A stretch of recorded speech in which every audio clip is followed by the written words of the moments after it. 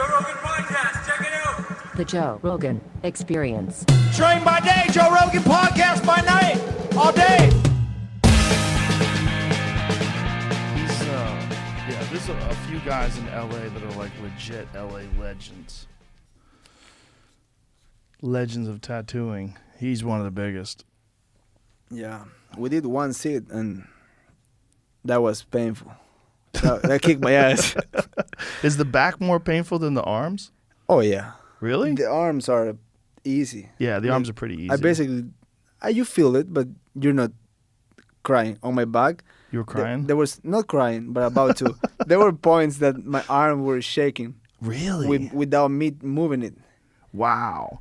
See, it's weird what parts hurt, because the elbow hurts a lot. Like the inside of the elbow, that shit hurts a lot. I was like, I thought that was numb, because like you think about how many times you hit things with your elbows, it doesn't hurt at all. I crack heads with elbows, but the little ink, it will make you pay. It's crazy. It's weird. Yeah. I have my full leg, a dragon. Yeah. Like top to bottom, my leg. That's also awful. Really? Leg is awful? Like some parts in the tide where the sun don't goes. Where the sun doesn't go. You know what's funny about my leg tattoo? When this guy was tattooing my inner thigh, he was pushing my balls aside so he can ink. Right. And I was like... He's touching your balls. Kind of. He was pushing them away. Well, he's touching them. A little bit, yeah. And this is... You know what's the crazy part? When I was there, I was just like... Because normally I get tattooed right after fights, because that's my rest time. And I was just thinking, this is painful. This is awkward. I was just like thinking about like, what's worse? The guy pushing my dick away, or the pain right there, because it was so painful that I was like, wow, I'm hurting. Well, the guy pushing your dick away is just weird. No, but that's not painful, right? It's not painful, but it's very weird. It's painful in a way. It's weird. It's weird if it feels good. You're like, damn, this is enjoyable. Yeah, you just start going like, you don't want that. That would be a problem. Or maybe you do. Maybe you do. No, it doesn't happen. Not for you, but for some people. Happens. Yeah. But I was like, it was painful and awkward. That was hard. It was hard too. I was just like, please finish that part quick. So who did your leg? This guy called Mark Nava. Yeah. He's really good in Japanese style. He's like a mile from my house. Oh, wow. In Costa Mesa. Oh, well, Costa Mesa, that whole Los Angeles that whole Southern California area is amazing for tattoos. Yeah, and I've been lucky. Most of my tattoos, some people got some tattoos that they're like, they just get it because they want tattoos and they're shit. Yeah, I'm lucky. Everything I got in Ecuador, it's just clean, and it's all what I want. How much of it did you get in Ecuador? I get basically all this arm. Mark Nava did just the snake and the spider in the back. Then the rest is all in Ecuador. All this arm is in Ecuador, besides the hand. This is Sean Topper, another good guy around in Costa Mesa area. Then my back, Mr. Cartoon. Having a back piece like your back piece, we just filmed it. We just took a video of it before the podcast. But Mr. Cartoon, that guy's a legend. Of all my tattoos, that's number one. Has to be. How hard was it to get in with him? Well, every time he's like kind of like he works with Ruka, with the brand. Oh, okay. So he comes visit Pat all the time. So every time he comes around, I'm like, come on, dude. Come on, dude. Get me in. And he's pretty chill, Is he? And yeah, he's pretty cool. And then he's like, okay, talk to my assistant.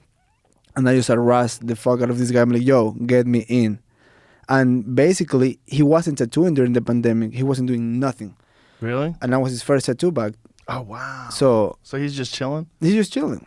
Wow. I guess he can chill at this point, right? Oh, yeah. He's a bad motherfucker. He's a bad motherfucker. He don't need to tattoo more people. No. So I'm glad he tattooed me. That's amazing that he did. Yeah.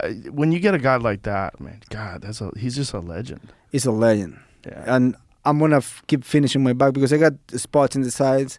I'm going to finish with him. Did you do it at his studio? Yeah, in Santa Monica. Does he have pictures on his walls of all the people that he's tattooed? Dude, when I was there, I was tripping. There's like Eminem in one side. There's all the art they have. They have like a barber shop that he owns literally next door. And the seats are like from the 80s, like original.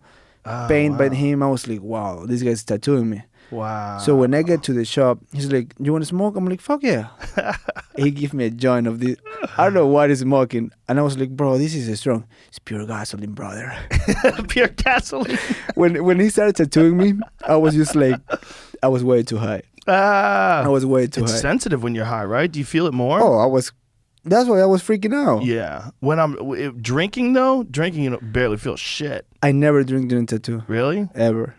I have. I might start doing that now. Yeah, it's a good move. Because it dulls the pain quite a bit. I definitely smoke all the time I get a tattoo. And I think that help. would hurt Oh, it hurt. more. Yeah. Because you're super sensitive. You're sensitive, high. and then you're like, you feel your heart rate going up, and Yeah. then the pain hurts, and then because sometimes when I'm sober, my heart rate goes high because your body's going through some shit. Yeah, You're going man. Your body's also like, hey, bitch, run away from this pain. Why are you sitting still? When I get my neck done, that was when I was like, I need to get the fuck out of here. How is the neck the most painful? The throat is pretty fucked up. Every time you swallow, good luck. Yeah. Right, and they're getting in there. And then my head was falling from the fucking table. Oh, because you have to lean back. Yeah. Right? Oh, my goodness. Yeah. So I was like, I won't do my neck anymore. Thank God it's done. Neck pain is weird pain. Because, your body's like, this is a bad place to have pain. Like, you shouldn't have any pain around here. This is vulnerable as fuck. I know. You know? I know. Sean Shelby, when he saw my first tattoo, you fucking idiot. I'm Sean like, Shelby said that? Yeah. He's like, you won't be able to get a job. I'm like, I don't need a Won't be job. able to You get give a me a job. I was like, you give me a job. He was motivating me to don't be an idiot. I was like, hey, Oh, that's I'm gonna be in the silly. UFC for a long time. That's such a silly thing to say. Sean Shelby, you silly goose. We were laughing about it after the Frankie fight. He told me like, hey, you're good. I'm like, I told you. I'm an idiot, but I told you. That's so silly. He was laughing about it. He's a funny guy. But, that job makes people... It's not easy. No. You lose your Makes you fucking tense. head. Yeah. Think about how many fights fell off and you got to figure it out And yourself. there's 500 fighters on the roster that are emailing him every day trying to get a fight. And then you have to deal with crazy managers. Some managers are crazy. Yeah. And some managers are great, but some managers are out of their fucking mind. That's why I respect him. I don't hate him because people's like, fuck the guy, he don't want to help me. I'm like, bro, there's 10 idiots just like you saying the same thing about him. Mick Maynard is cool as fuck, though. He never loses his shit. He's newer too. Is that what it is? But he's been around a long time. You say newer, but many But outside years. in the UFC. Yeah. Like the UFC probably is a different animal of pressure. Yeah, but even in the UFC, Mick's been around for many years now. It's been quite a few years. Yeah, that's true. But Sean has been since the early days. Yeah. Well, Joe Silva was losing his mind before he quit. So He had to quit. As much as that guy loves the sport, he's like, I he can't said, do fuck it anymore. off, I'm out. I can't fucking do it anymore. Yeah, he was losing his That's marbles. definitely make you lose your head. I like when people quit, though. I like when people sail off in the sunset. See ya. I got enough money. Ta-ta for now. Cha-ching, cha-ching. Just these fucking money signs following Yeah, them. it's just nice. I mean, he got paid out when the UFC got sold to Endeavor. Good for And him. it's like, bye-bye. It's like, fuck off, you Yeah. maniacs. Good for him. Yeah. Who want to be around that anyway? Yeah. I ran into him once since then, and he was so happy. He looked relaxed. He looked lighter. Like the weight of the world was off his shoulders. Basically, the whole fucking thing is in your shoulders. Like, Yeah. a fighter's pull off, you got then in your head, like, who's gonna fight? Find a replacement. Well, you know what's crazy is when they have guys do like a full camp, and a weight cut as an alternate, just in case. Yeah. I find that crazy. They do that with the main events. I know, that's wild. When I fought in New York, Luca did that for Usman and Kobe. Really? Yeah, but he missed weight. Oh, that's right. He did. Yeah, that's right. He did miss weight. Yeah, it's but it's hard on the body, man. Like the weight cut is so bad on the body already. Weight cuts are like taking punch to the jaw. Yeah. You have so many of those. Right. If you don't do it right, Yeah. you're fucked. Even if you do it right. Like, look, Colby Covington planned for 7 months for this fight. I mean, it's hard. You can't take it away from Kai Kara France because he landed a perfect punch. And Oh, Cody Garbrandt, yeah, what did I say? Colby Covington. Oh, I'm sorry. Cody Garbrandt. It's early. I haven't had any coffee yet. Let me have some coffee. Wait, Get my some fucking brain coffee. out. Did I say Colby Covington? God damn. It's weird when you have like a thought in your head. I'm and probably the wrong too sharp noise. because I took mushrooms early. You took what? Mushrooms early? That's why I'm probably sharp. You're, maybe I'm like feeding off of you. Duh. I'm confused by your energy.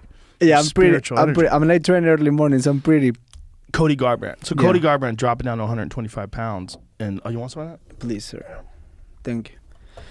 Yeah, and then I was listening to you guys when you guys were talking about it. Like, he did a great blah, blah, blah. Yeah. But still, it's also energy. Like, he's been getting KO many times in a row. Yeah. His mind probably knows, oh, if I get touched, I'm going to go down. Maybe. And he don't saw it coming. Yeah. Kai Graffin's a great fighter, so good for him. He knocked him out. But when you've been finished many times, also your mind accept it. It's like, nah, I've been here before. Boop, let's turn it off. Yeah, but I mean, Chuck Liddell told me that later in his career, his mind was recognizing that he was about to take punishment, and his brain would just shut off easier. It's like your brain knows that you've been knocked out too many times. Yeah, and then your body knows. That's why fighters like that, they should walk away. Yes. You know, Yes. You can't take a shot. I'm nobody to tell you what you should do, but Right. you probably most likely have to do it. Well, it's a young man's game, and then it is there's a few crafty veterans that can hang around into their 40s. My boy Glover Teixeira. Yeah, Glover is the shining example of that. Because he seems so fresh. He's amazing, and he's had some rough knockouts, man. Think about the Rumble knockout. Anthony Johnson pulled his teeth right to the stars. Goodness. Yeah, I mean, that uppercut was spectacular. And then, Gustafsson put it Same on uppercut. him, man. My God. And with Gustafsson, that was his best performance of his career. I mean, Gustafsson was on fire in that He fight. looked sharp. My God, he looked so good. But them John Jones came, man. Yeah, well, there's levels, man. There's levels. DC couldn't say better. When he brought this, there's levels to this. Yeah. It's true. There's levels. That's why you have to stay ahead. You have to work the whole time. Most people only pushes when they have a contract. When they hear like, hey, you might be fighting this date.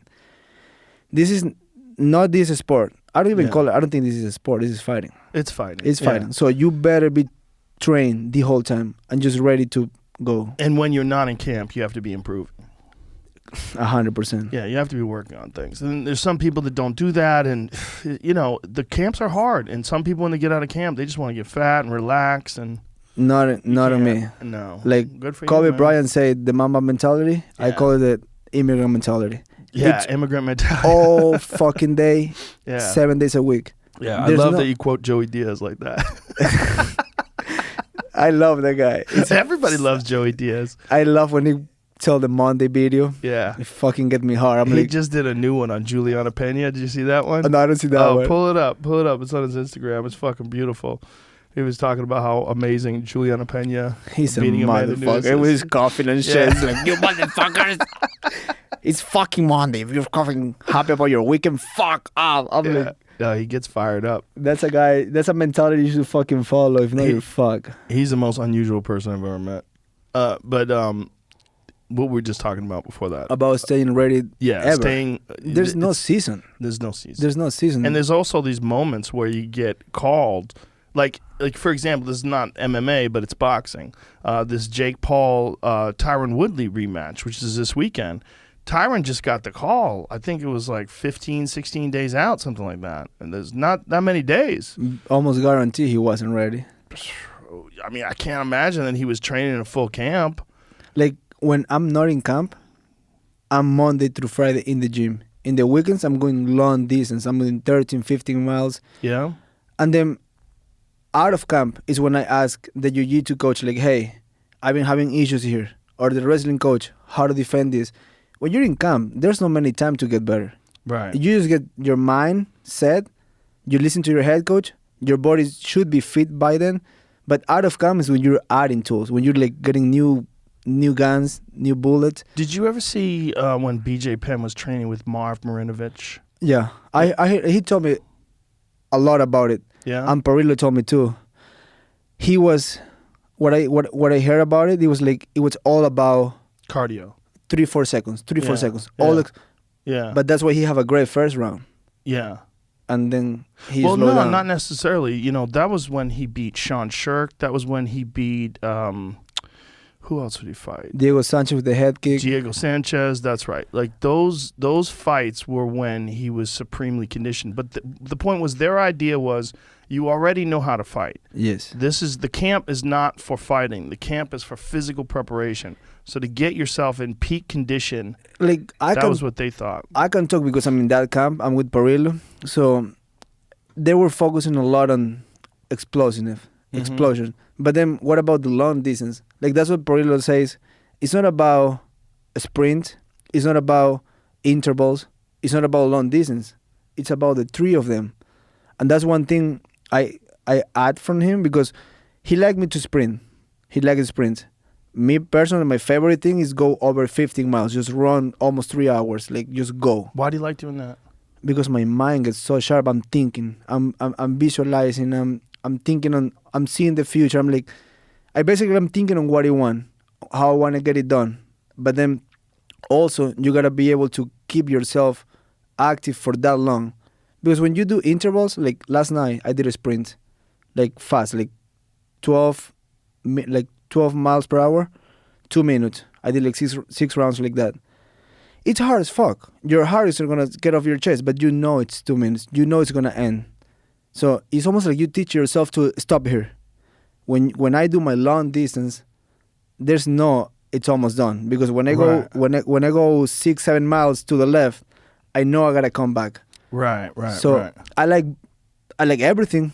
All of them work, because one help me being explosive, help me being fast, but the other one in the championship rounds is gonna show. And you don't get this overnight. I don't start running and get to 13 miles in a week.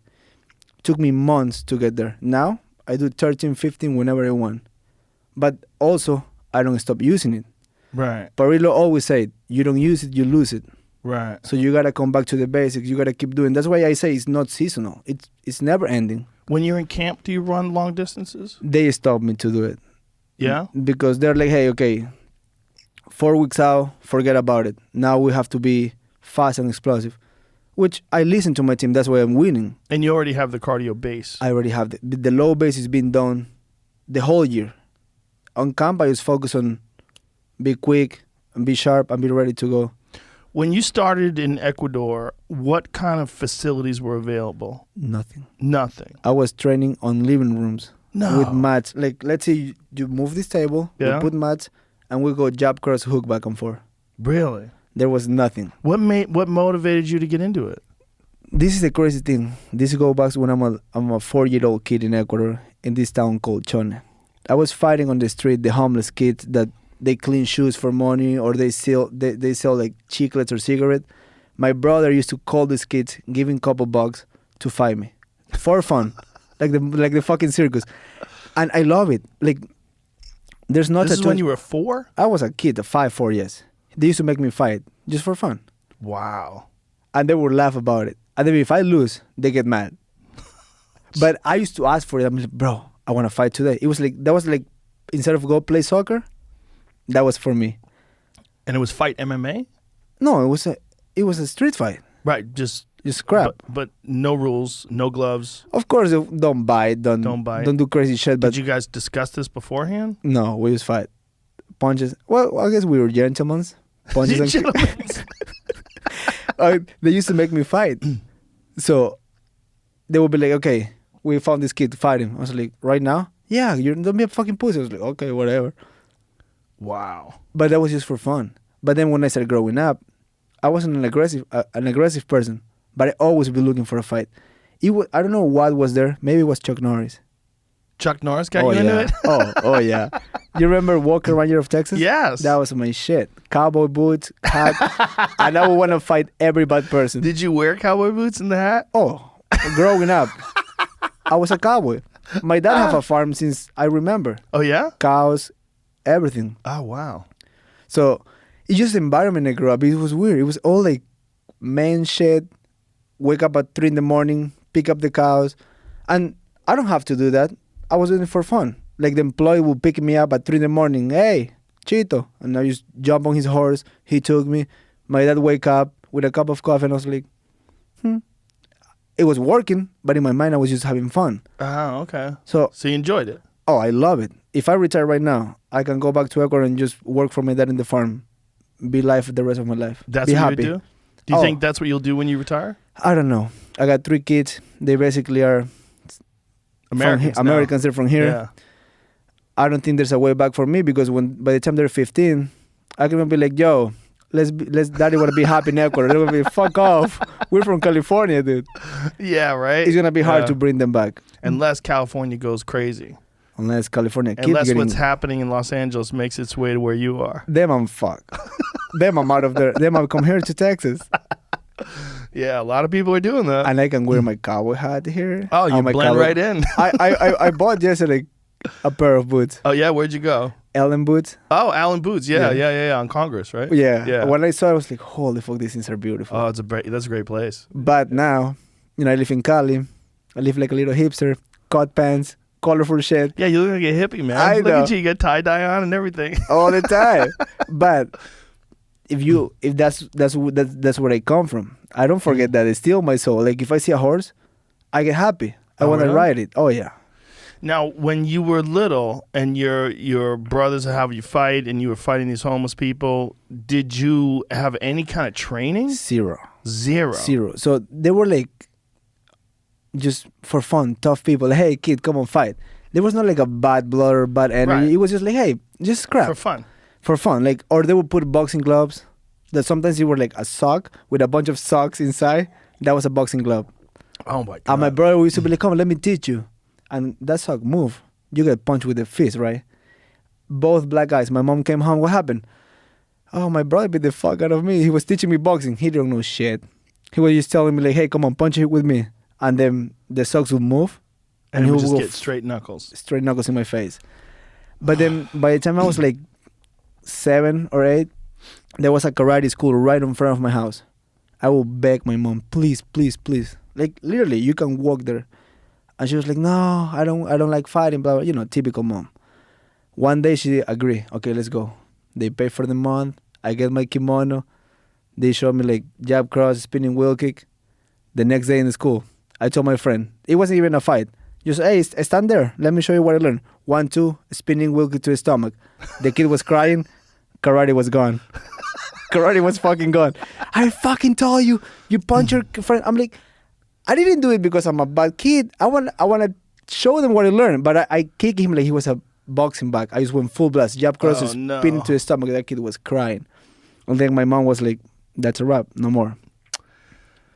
So they never let me train. I would beg them for training. So when did you first start formally training? When I was 16 years old, my neighbor told me like, yo, there's this Jiu-Jitsu gym. It's really good. I know you like fighting. I know you're fighting all the time. You should come. That will probably calm you down. That'll calm you down. I went with him one day. I paid for the full month, like right away. No try class, no nothing. Since that day until today, I haven't stopped training. Wow. But my family, I get it why they never support me at the beginning. They were like, nah. They thought that I was a boy in college. I was just different. My sister and my brother, they graduated from high school, straight to college. Both have the degree, normal people, smart people.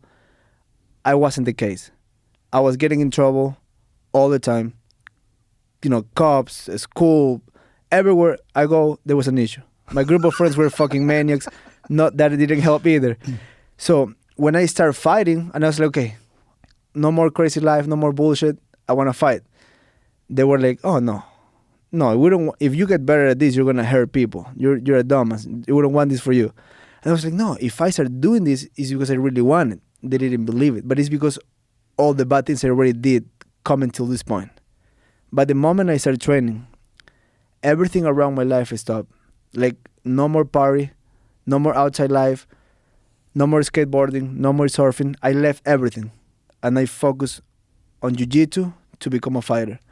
And since that day I touched that gym, never stopped coming. And this was this place in Ecuador. Who was running it? It's my first jiu-jitsu coach is Fernando Soluso. These guys came from Fabio Gurgel in Brazil. Oh, wow. So he came from, this guy is legit. He came from the times like when Marcelo Garcia, Galbao, all those guys were competing. He came from the same age. So he came from a good group. Damien, he's really close to Damien, like very close. Oh wow. So he came to Ecuador to decide to open a school, and he put Jiu-Jitsu on the mat because he came from Brazil. If he would have never came, Why did he decide to go to Ecuador? I have no idea. He just came one day and never left. Wow. And until this day, he's still teaching. And he was fighting too. He was fighting to show people, like, look, I'm not that good in the striking, but with my jiu-jitsu, I can win fights. And for me, I was like, easy road. I want to come and do this. But before he get to know who I am, I come to the gym. I was like, hey, man, my name is Chito. I want to be a UFC fighter. He's like, fuck off, kid. He's like, what you train? Are you a boxer? Are you a kickboxer? I'm like, no, I'm nothing. But I want to be a UFC fighter. So I came saying that to everybody. I want to be a UFC fighter. And people you would laugh about it. It's like, dude, you're nothing. You never train your life. It doesn't matter. I want to be a UFC fighter. And the first day I show up to school, that was it. And then the year later, I graduated from high school. I was coming twice a day, every day. It's almost like at the beginning, they were like, fuck off, kid. We don't want you here. You're like annoying.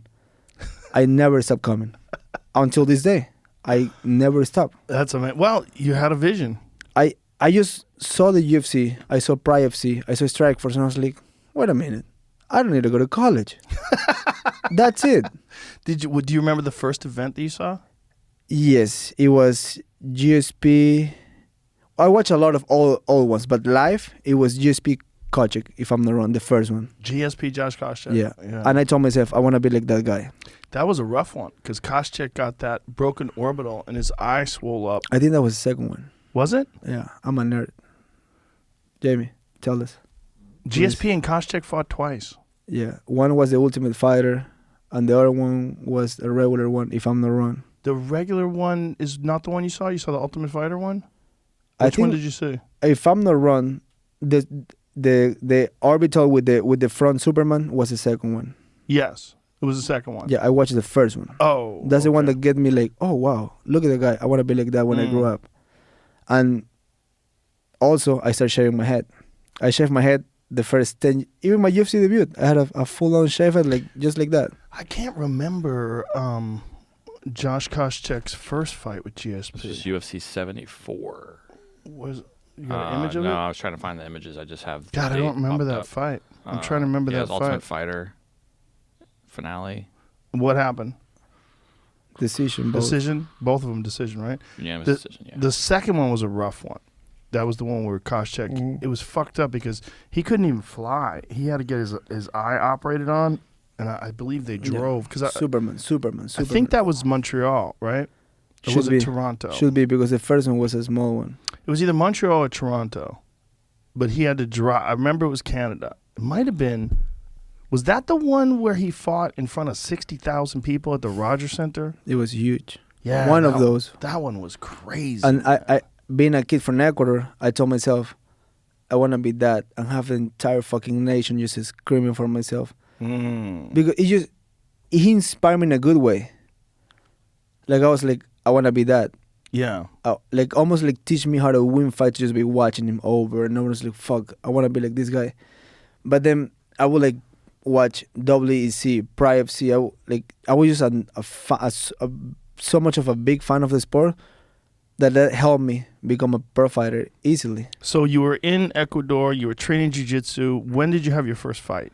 Literally a year after the first day I stepped in the gym. I was a blue belt. I was training a little bit of kickboxing. And this guy came like, hey, somebody get hurt. You want to fight? And I was like, okay, who's this other guy? He's like, he's just a kid like you. He practiced kickboxing. You're a kid. You do jiu-jitsu. It's going to be fun. I fly to Quito, the capital, with one of my friends. I have to make my mom sign a contract because, of course, I was underage. I told my mom it was a jiu-jitsu tournament.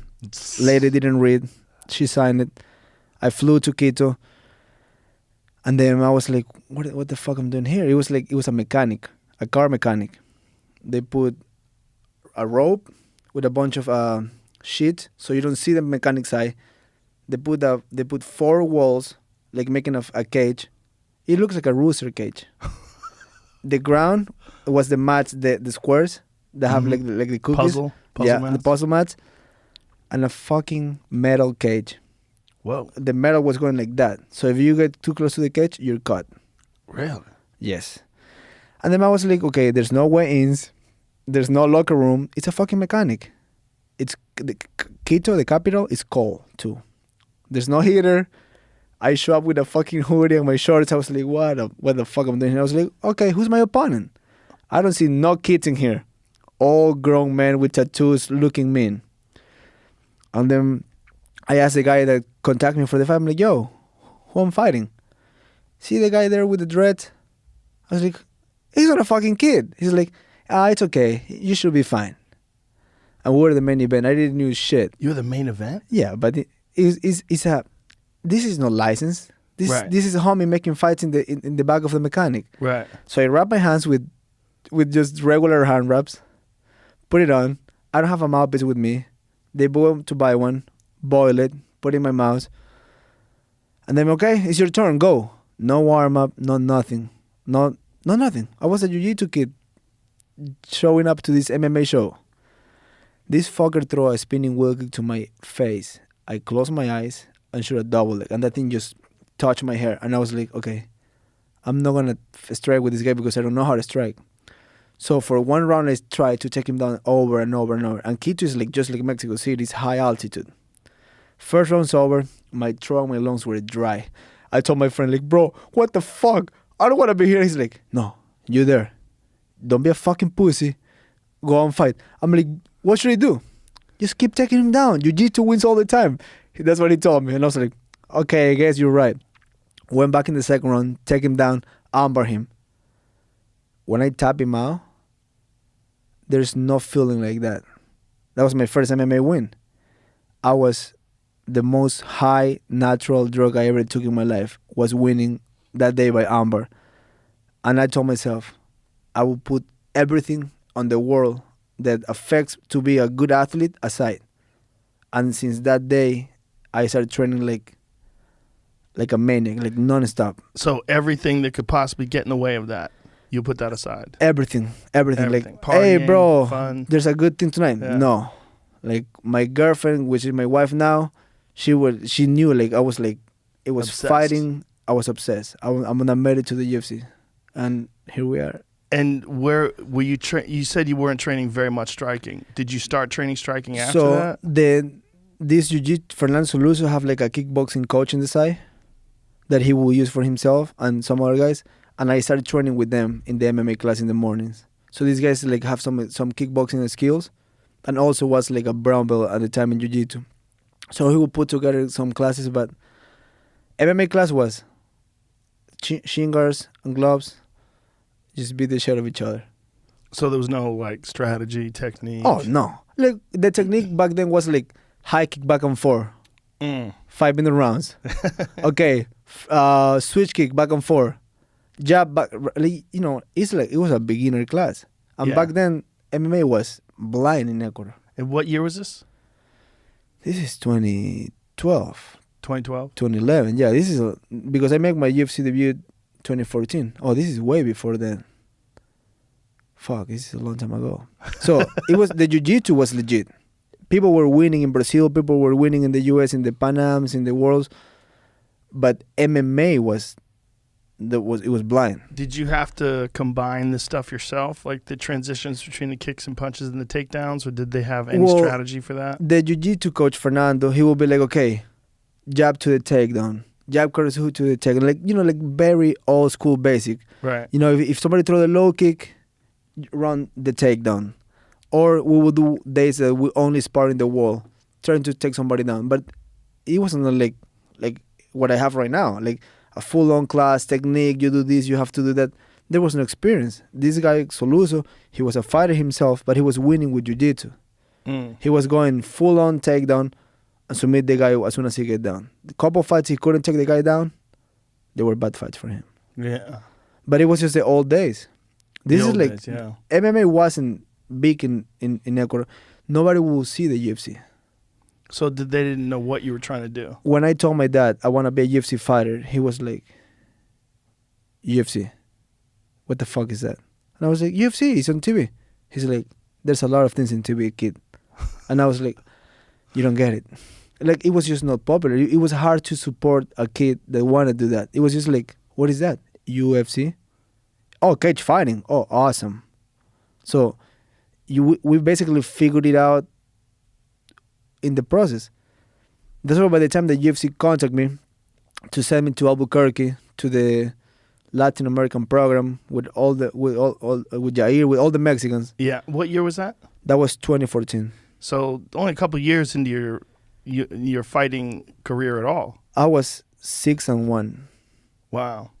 and I have 19 fights in the UFC right now. Wow. So I almost tripled my record inside the UFC than outside. So that's what I kind of like take pride on it, because most people like made it like me, win one, lose one, get caught. Yeah. Because I was so young. When I made my UFC debut in Mexico, I barely knew what I was doing. I was just like, I was in Jackson for 6 months. In 6 months, you don't get better. I was motivated because I was with John Jones, with Cowboy. You know, even Dodson was in his prime. Holly Holm was around. So I was like, fuck, I'm training with all these people. I'm going to kick ass. And then my coach from Ecuador came, and he's like, hey, they did everything wrong. I'm going to fix it for you. I was like, what do you mean? He was trying to take credit for everything. But just that alone fucked me in the head. I was like, wait a minute. I thought I was... What did he think they were doing wrong? He was just make sure he control everything. So if I lose, see, Greg Jackson make you lose. If you win, I fix it on 5 week. Which is... now I'm a grown man. And I understand what bullshit means. Yeah. I was a kid back then. I was 21. You know? Yeah. So I was just trying to figure it out on the go.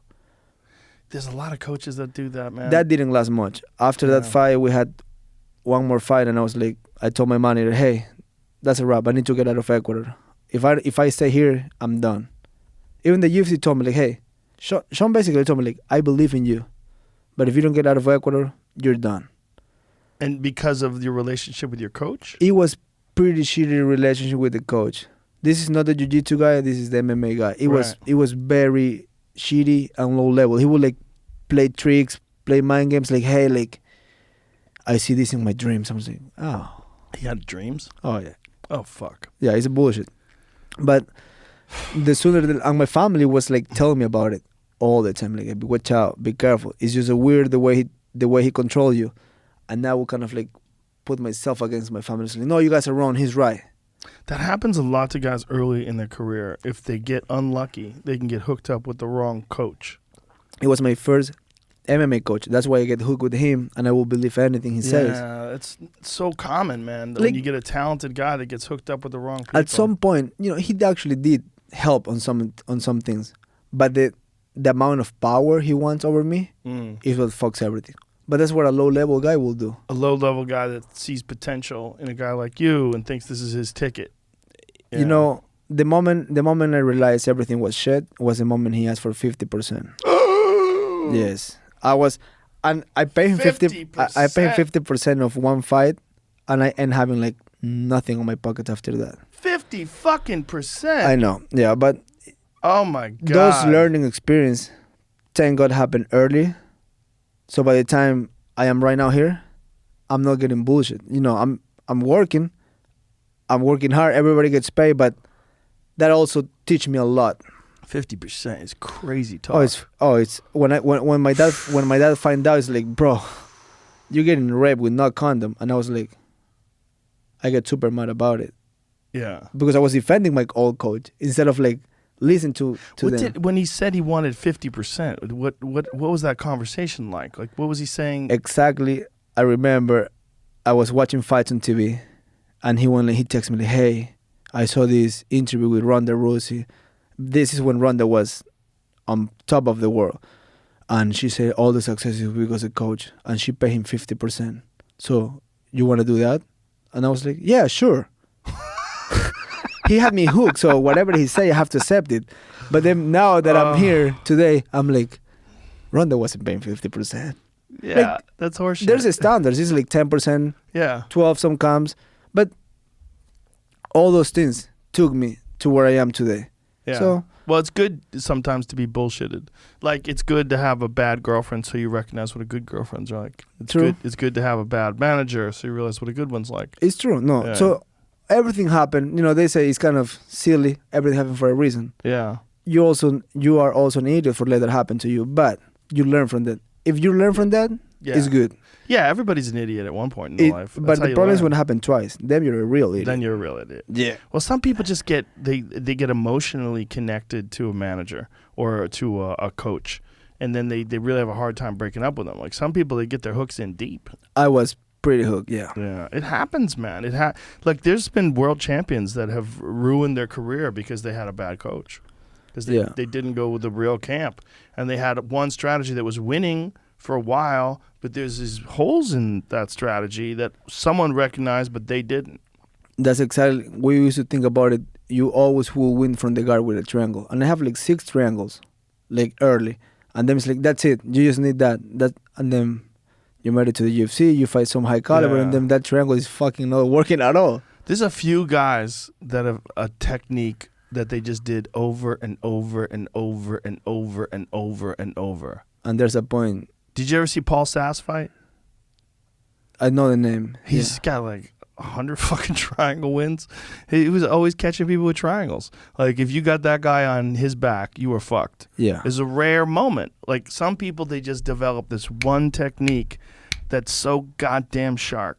Remember Cody McKenzie? He had the McKenzie team. Yeah. Like a high album. Catch everybody in the guillotine. Yeah. The problem is Over and when over and that over stop again. working. Yeah. Then you're fucked. Then forever. you're fucked.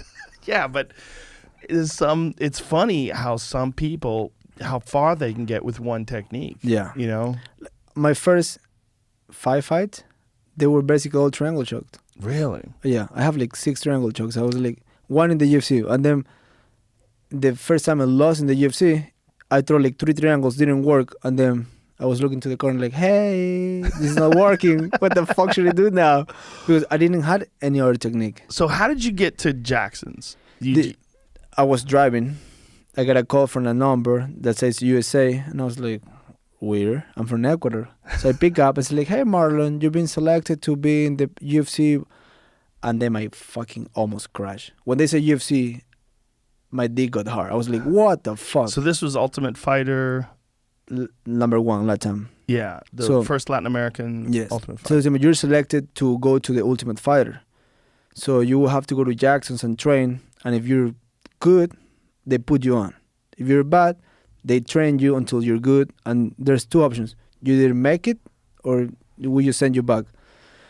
And I was getting some pictures with my friend to send to Mexico to defend my belt. I had a belt in Mexico I have to defend in December against this ex-Bellator guy.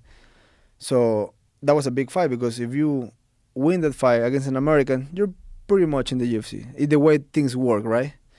Because I used to make my own fights. I used to contact every single promoter in South America, tell them I will fight for free just because I want to let myself know 2 people and be in the UFC one day. So I make their job easy because back then you were making $500 anyway. So like, don't pay me nothing. Send me a flyer. With this flyer, I ask sponsors to pay for my ticket, my hotel, and I go and fight. And I have people get to know who I am. So I take those pictures, send to the promoter in Mexico, and literally the moment I send the email, my phone rings, and I was like, "Hello, hey Marlon, we call regardless from the UFC. You're being selected." I hit the car, boom, my tire explode. I was like, UFC, are you the fucking UFC? And they're like, yeah, you've been selected. I was like, hey, if this is a joke, I'm gonna kill you.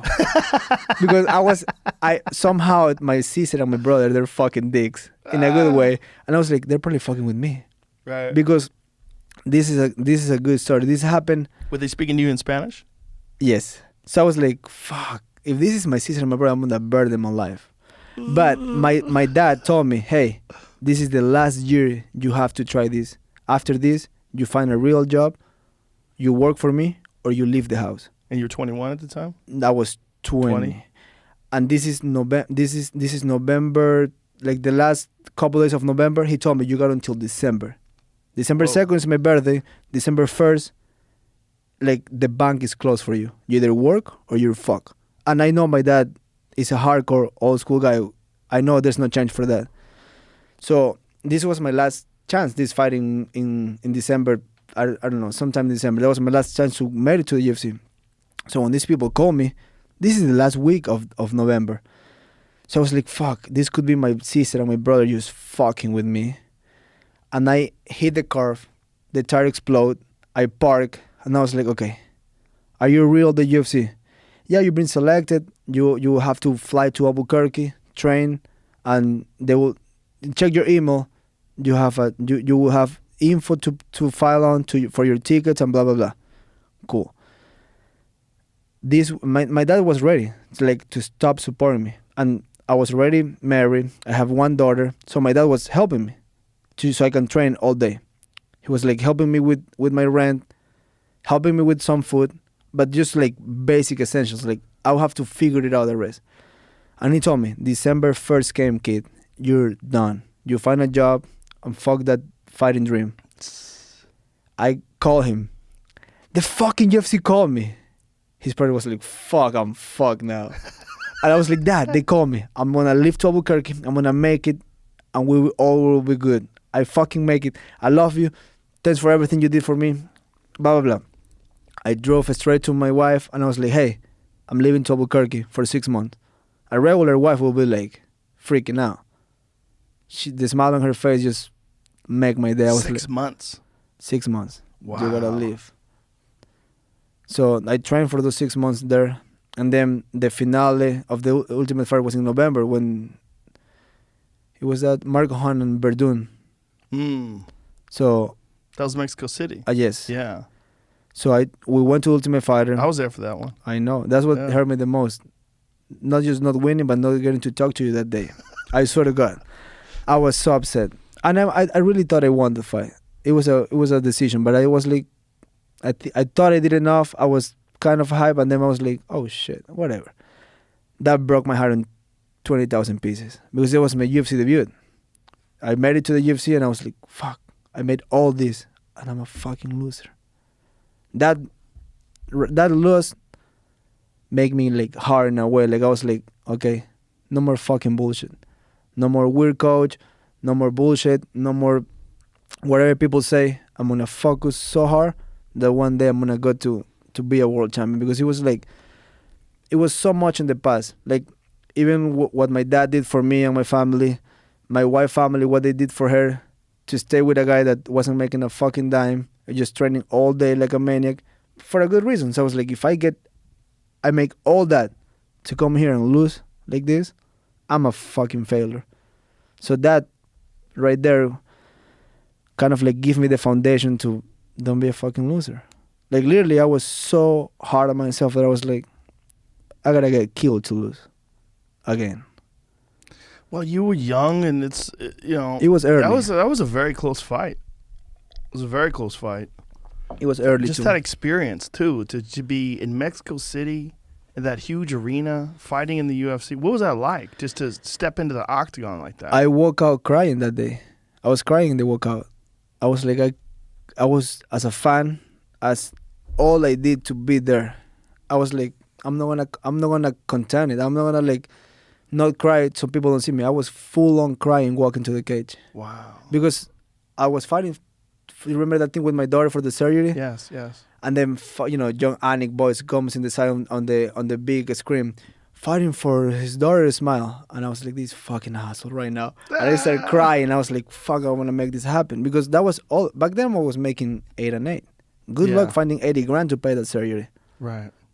So it was just a lot in my shoulders. And I told myself, I will never want to be the guy that my daughter is 18-year-old and ask me why you never did it for me. So I was like, doing that alone was bigger than being in the UFC. I was like, I cannot have fun yet by achieving my dream of being here. I need to get that done first. And that was my first big thing I ever did. Wow. In my life. That was a big thing too. That was a huge event. That event in the UFC in Mexico City, that was wild. It was huge. The ground was shaking when I was walking out to the cage. It was packed, and that was the very first fight of the night. There was no one soul that can get in there. Oh, no, it was oversold. It was packed.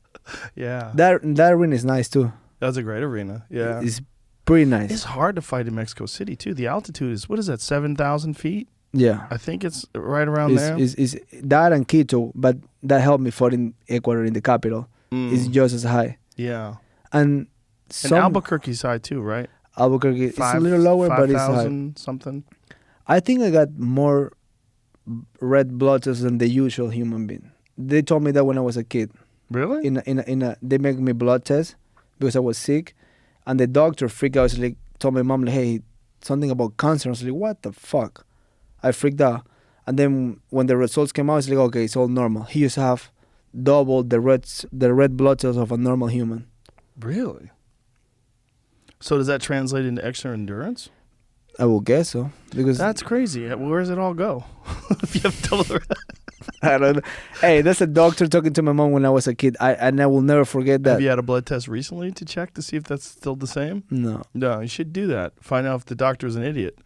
Most likely it was. But I really remember it because I got scared. He told my mom something's wrong with his blood. And I was like, Oh my god. motherfucker, what's wrong with my blood? Oh no. I was freaking out because Yeah. my mom took me. They found some weed on my backpack and they was like, make him a test. And then just from finding weed to, hey, something's wrong with his blood, I was like, wait a minute. Like the weed's giving you cancer? They don't, oh man, you know, Right. No one knows. Ecuadorian doctors. Yeah. Right. Yeah. That was probably a bet. Yeah. Jesus Christ. It was, Wow. yeah. But growing up, that's what my mom told me, like, oh, you got more red blood cells. I'm like, oh, whatever. So when you first started training at Jackson's, what was that experience like? Like, how much growing did you have to know? How much did you have to abandon of like the way you fought before? I was a white belt Really? rolling with black belts. I was lost. The first day of that trip to Jackson's was my first ever sparring, like real sparring, like with a real fighter in front of me. A real professional. I was getting dropped left and right. Really? I was getting kicked on my leg and flying. I was getting punched in the stomach and crawling to the ground. I was like, my friends will text me like, hey, you having fun? This fucking cowboy's there. I was like, forget about cowboy, dude. I'm getting my ass kicked by fucking a guy that have 0 amateur fights.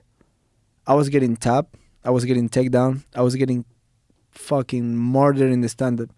I don't win a round like in the first 10 weeks. Wow. Like it was awful. 10 weeks of just getting your ass kicked. Ass kick in every single practice. Even true story. This Mike Bally, he was the striking coach there. He put me aside one class and he's like, he gave me this fucking dumb story like, when I was a kid, my dream was to be a baseball player, blah blah blah. And one day the coach told me I should find something else because I wasn't good enough, and I decided to go to fighting instead of do baseball because I was so bad there. So we recommend you to find something else. Oh shit. I look at him at the eye, dead call, and I say, fuck you, and I walk away. Whoa. But the only thing that I prize myself is like I was getting my ass kicked everywhere. In every single class. Jiu-Jitsu class, tap like a fucking clapper. Striking class, getting my ass kicked. Wrestling class, good luck. I was blind everywhere. But I never stopped coming to class. On time and ready to go. That never changed. Every morning, every Tuesday morning, cold mornings of sparring. 9:30, I was there, warming up, ready to go. Get my ass kicked, go to the room, cry sometimes because I was realizing I suck at this. But keep coming. So 2.5 months in, you started to see a change? A little bit. A little bit. At least I get familiar with the guys that shouldn't spar. I was like, you come here. You're not that good. I can run from you. But and this was like I trained with these guys like for a month, and then I went straight to the Ultimate Fighter. Wow. So the other guys that were there, like Jair, the other Mexicans, they had there like a year already. I was new there.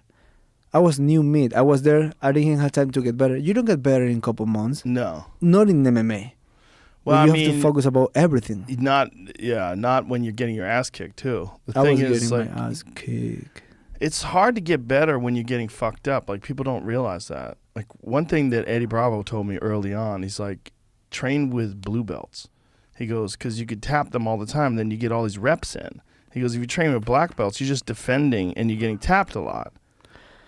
The You know? Mendes bros told me that. I train with them full time in Cali. They told you that too? They the same exact words. I came early for this podcast. He came on Friday to train with Danaher. Same exact thing. Yeah. So it's like right there you got the top three in the world. Right. And if they tell you that, it must be for a reason. Yeah, there's a reason. It's about reps. And it's also like you see that with young fighters. You know, if you fight, like that's the reason why boxing has a very smart strategy. They match you up carefully until they get you prepared for a world-class opponent and then eventually for a title fight. The thing about the UFC is they'll throw guys to the wolves very early on, especially if you're willing. Because there's no belt system and there's Right. no boxing system. Well, it's also because there's a bunch of different promoters in boxing. And the whole key to make the most money is get your fighter undefeated when he gets to the title shot. In the UFC, it's like they get to make the call. And if they call you up and they say, hey, Marlon, we have a fight and it's for, you know, it's a championship level fighter and you have 4 days notice. And can you make weight? You're like, what the fuck? And maybe you've That been happened. drinking and maybe, you know, it happens all the time. All the time. All the time. Nate Diaz was drinking when they called him for Yeah. corner. Yeah, there's drinking tequila in Mexico, eating You saw the tacos. videos? I know. Yeah, and then he goes, okay, and 11 days later, he's strangling Conor McGregor. I know it's just tacos, vegan tacos. Yeah, no, he doesn't eat vegan. That's I know, I'm just talking they shit keep on that. saying that. That's not true. I mean, he eats eggs and fish, and I mean, I don't know if he's still eating fish, but he certainly was at one point in time. You know, but the vegans love to claim him.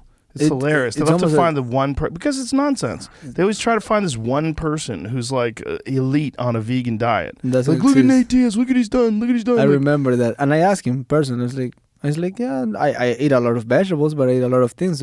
I eat meat every day. do you? Oh, full on ribeyes left and right. Is that most of your diet? Like out of camp, I can eat whatever I want because I keep in a certain amount of diet. I don't eat no sugar. I rarely do a cheat meal, but I eat meat every day.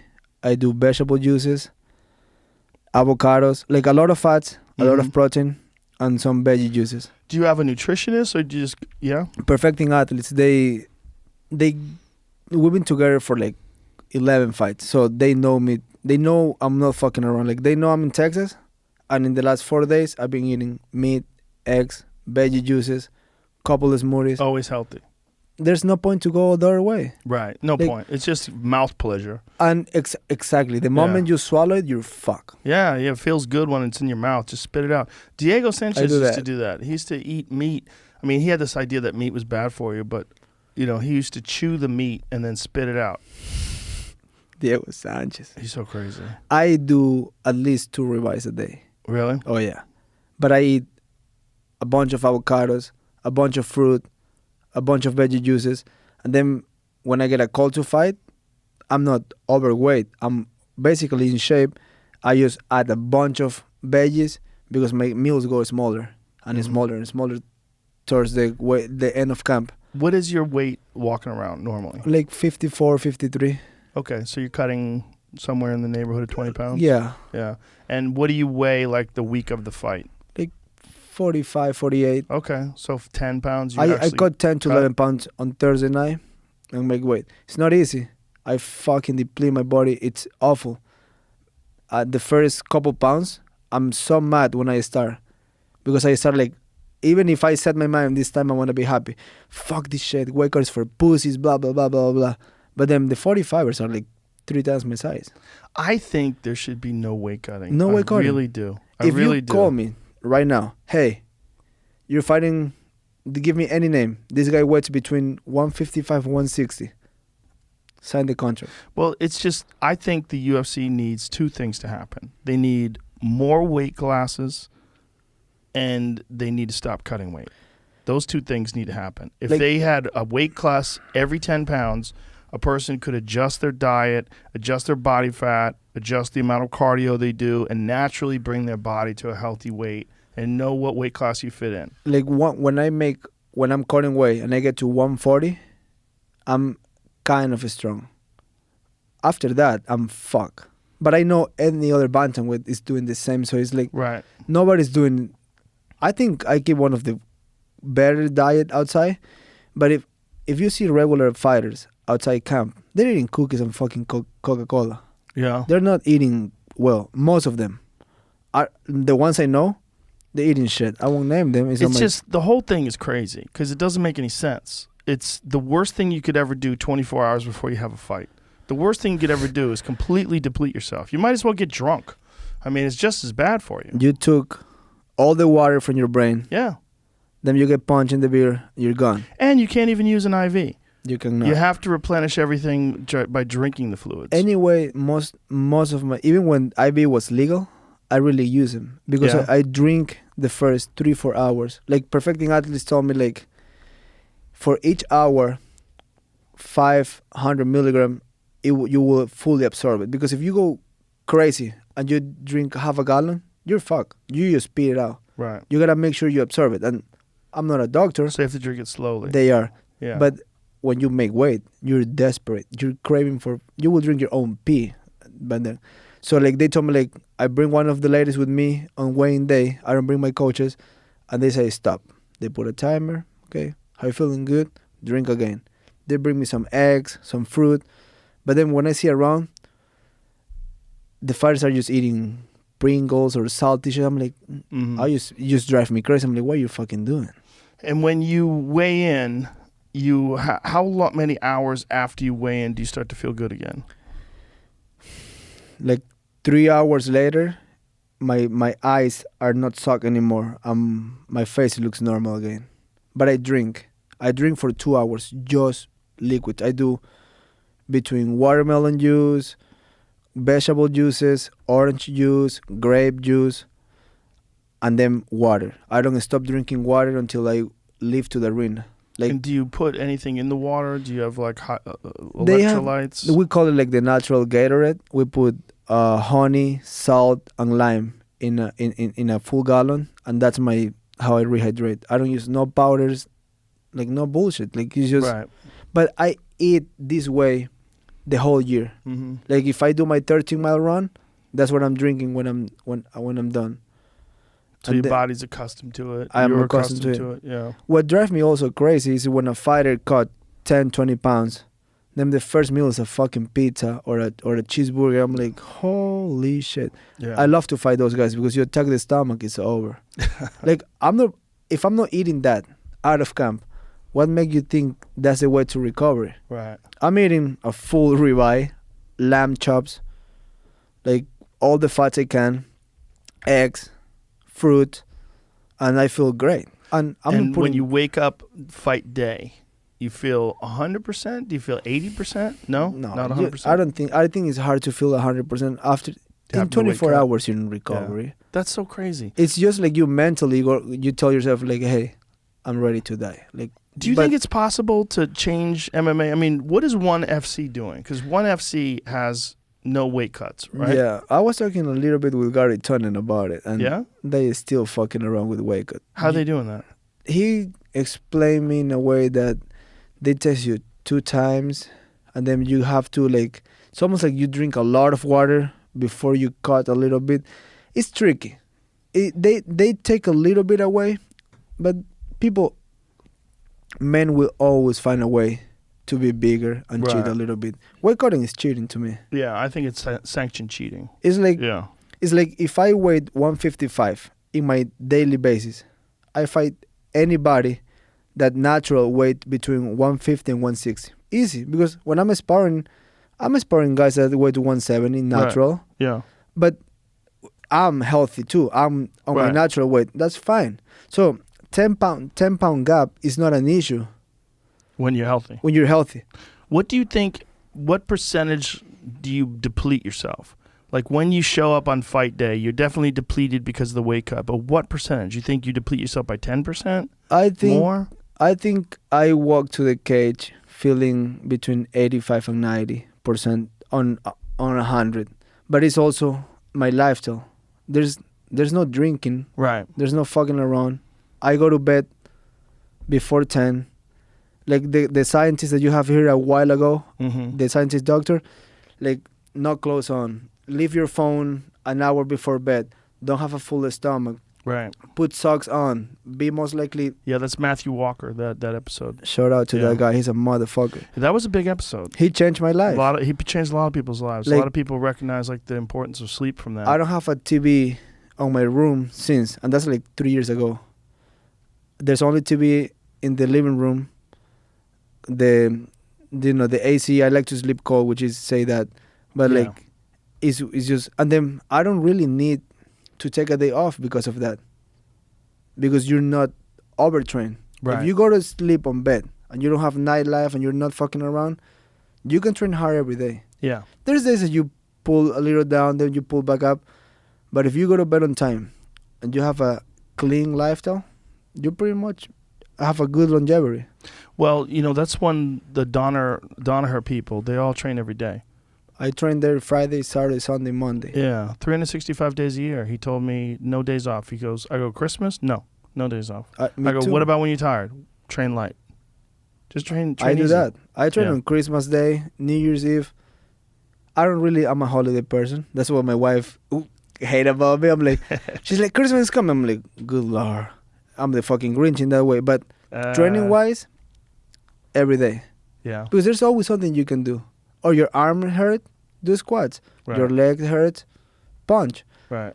You can always do something. And Right. that's what Kobe Bryant always said. Yeah. By the time you and your opponent are about to compete, I have 5 years ahead. Because Right. it's waking up earlier and Mhm. having more time. And I do that. Yeah. Like sometimes I wake up 4 in the morning, go for my run. Then I just have to work on a skill. My cardio is done. There. But how many people is going to bed on time? That's also the biggest one. Now, when you are in camp or just in general, what do you do for recovery? Are you getting regular massages? Are you? Yeah, I definitely do the massages. I go to the PT. They use if something hurts, the wave shocks or steams. I do a lot of hyperbaric chamber for Do the you? head. A lot. How often do you do that? Weekly. Weekly. How many times? Once a week. Once a week. For how long? For like 90 minutes. And how many atmospheres? 2 Say that again. atmospheres. Like they can get it up to like the one that I go to get you to 2.2 if you need it. I do it at two atmospheres. It's like it's important. Like how many like they have home units. That Yeah, are the one that not goes, that the metal strong. ones, the huge Yeah, ones. those are the ones you want. I say 90 minutes in that thing. Yeah. I don't know what they do, how they control it. I just get myself in there. Yeah, I do 90 minutes as well. They have some that only do like 1.5 atmospheres. The idea is like, here's the amount of oxygen in a normal atmosphere, and they jack it up to 2 to double the amount of oxygen in an atmosphere, and it's pressurized inside Yeah, there. yeah. And I think It's the like being idea- underwater. Yeah, like being underwater with scuba tanks. Yeah. You know what's interesting? This lady, who's my doctor, told me that one of the people that she used to do this with, they used to do scuba. They were scuba divers, and these guys would get drunk, and then to recover from being drunk, they would go scuba diving. Wow. And I go, why? She goes, because you're down there breathing basically pure oxygen, and you're deep below the water, and it's so much oxygen, it's like getting into your cells. I and it never helps you. talk to the guys. Like I talk to them, but the phase 1, phase 2, it's just the huge metal ones. I know for a fact it's a good one. Yeah. I do it once a week, Once a week for 90 minutes. and then I do massages, ice bath, guarantee. I have a sauna at home that I torture myself Yeah. every day. Yeah. Sauna's big. It's game changer. Game Like, changer. if you're gonna spend your money, spend it Yeah. right. A Yeah. sauna is key. It's key. And there's so many athletes that don't use a sauna. I'm like, my God, you're crazy. Like Dan Gable said that he learned that from the Europeans, that the Eastern Europeans were all using sauna in training. And he was like, it's like, why are we not using this in America? This is kind of crazy. It improves your endurance. When exactly, and I don't do it when I lift weight. I do it after I do cardio, so I keep my heart rate high. Yes. Rhonda Patrick went over that, Yes. and I was like, "Oh, lady, thanks for the advice." Yes. Keeps the heart rate going. And it's hard to do. When you go in there, I like to drink a lot of water before I do it. So I'll do my cardio, like a lot. I really love to do it on days I do rounds in the bag. Do a lot Basically, of cardio. when I run, I do it. Yeah, and then get in there, and you don't want to fucking be in there, man. You're like, No. oh, Like, Jesus, the because your first heart's 5 already trying to recover, and then you're at 185 degrees. I love it. Yeah. I do it every day. And it really does maintain your heart rate, and I've found it makes my cardio much better. And also, like, if I'll take time off of cardio, like if I hurt something and then I have to take like a couple weeks off, I don't lose much. no, You don't because lose you're much sun all the because you're in time. the sun all the time. Yeah. I get in that thing almost every day. I just Yeah. when she speak about it in the days you do physical strength, don't do Mhm. it. That's the only thing I change in my daily stuff, because I was like, might as well. She knows more than me. I've been doing it. I love it out. Like in Texas, it gets kind of cold at night in the wintertime here, so it's like 40 degrees at night. So what I like to do is I get in there at nighttime, and I get in there outside. I got a barrel sauna that I put outside. It's 185 degrees. I get to 25 minutes, and I just look at my watch. I'm like, Jesus Christ, when is 25 minutes? And I hit that 25 minutes, and then I just lay out in the grass. Cool grass, stare at the stars. Is the feels fucking best. I do amazing. that because mine's right in the patio. Yeah, I feel so good too. It makes me feel better, and it makes me think. Like I think about life, you know. Because the toxins that stop you for feeling good, you just let it go. Yeah, but I always have to make sure that I'm not lying down in dog shit. That's important. I gotta look down the grass, scan with my phone, scan for dog shit. You don't want them. My Your dog day's will leave ruined. some presents for me. Then that you fucking ruin your night. Then. Yeah, but it feels so good to lie in that grass and stare up at that sky and just like, That's one thing I do enjoy, just watching the sky. The stars are something. They have Yes. something about it that yeah. like It's sometimes humbling. it is. Yeah. It shows you how small you are. Yeah. Well, that's also, you live in Costa Mesa, right? Yeah. You get to see the ocean. The ocean's humbling too. I surf every day. Yeah. And it Do is you really? Oh yeah.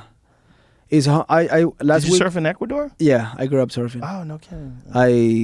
I went to Waco last week and surfed. Oh, you did that surf thing? Yeah. Oh, no shit. It was with the Ruka crew. It was so fucking rad. I heard that's the best way to learn because you guaranteed waves. Guarantee wave, and the ocean is tricky. Like Yeah. not like I've been surfing for years, and sometimes when I surf with pros, I can tell they move to the right, they move to the left, and they find a wave. I'm still kind of lost in that way. I'm Right. like they know. It's almost like they know where to paddle. Right. Like motherfuckers, because I only surf with kids that they compete, or like I get to surf with Kelly once, and I'm like, holy shit. Shane Dorian's here tomorrow. Is here tomorrow? Yeah. That's a bad motherfucker. He's a bad motherfucker. When I was a kid, I used to tell myself, you will never get to know Kelly Slater. I Shane can Dorian. introduce you to him right now. He's here. Is he here? Yeah, he's in town. I met him when I went to Kelly's pool. Did you really? I went, and the first thing I said, I'm like, bro, I'm a fan of yours. You know who I am. I fucking love you. Like when I was a kid, those guys were my heroes. Yeah. Like, and now you get to, I get to talk to Kelly or hang out with him or asking questions about competitions or shit like that. I'm like, it's just That's mind so blowing. badass. It's like, it's humbling in a way. Like you get to a point that your heroes, you're able to talk to them. Sometimes Yeah, it your feels heroes are unreal. your friends. It feels So unreal strange. sometimes. Oh my God, man. I have a problem with that. I hear it Yeah. all the time when you say it, and then it's in the back of my head. Yeah. When I get to meet somebody like that, I'm like, "Fuck, is it unreal?" Man, when I met Willie D from the Ghetto Boys, and I met him in Houston when I did a show down there. Mind playing tricks on me. Yeah, and I'm hanging out with him. I'm like, I was trying to explain it to him. I'm like, man, when I was a kid and I was delivering newspapers, I would listen to the Ghetto Boys. I don't remember if it was a cassette or a CD. I don't remember. But I'd listen to you guys over and over and over again. And now you're right here. In front of me. It was weird, man. I've met a lot of famous people, but he was one of the weirder ones because I just listened to that thing so often, so many times. It's crazy. When I was surfing with Kelly, I was like, holy shit. It's Kelly Slater. He invited me to his pool and I'm surfing with him. I was like, I'm fucking alive or I'm just high at home. It's still for me, man. When I had Snoop here on the podcast I remember recently, you that talking to one him. was fucked too because I was way too high. And I was tripping out that it was Snoop Dogg. That's the reason. This is my first one. I didn't brought the weed because I want to talk to Joe. I want to be sober the first time. Second time, I'm going to be high. Okay, we'll do a second time. We'll get blasted together. Yeah, I was thinking Yeah. myself, I'm like, what about if you just get too high and you fucking blow it?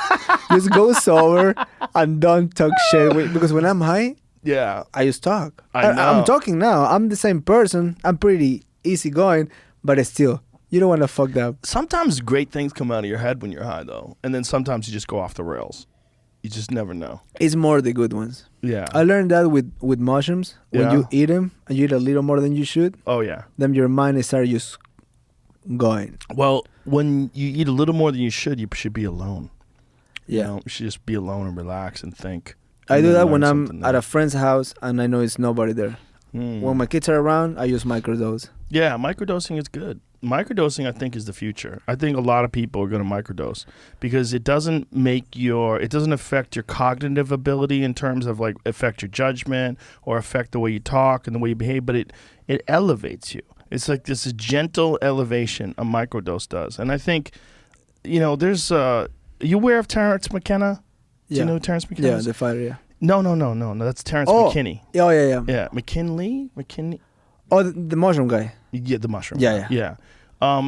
Terrence McKenna is the guy who has this theory called the stoned ape theory. And his brother Dennis is still alive. His brother Dennis is brilliant.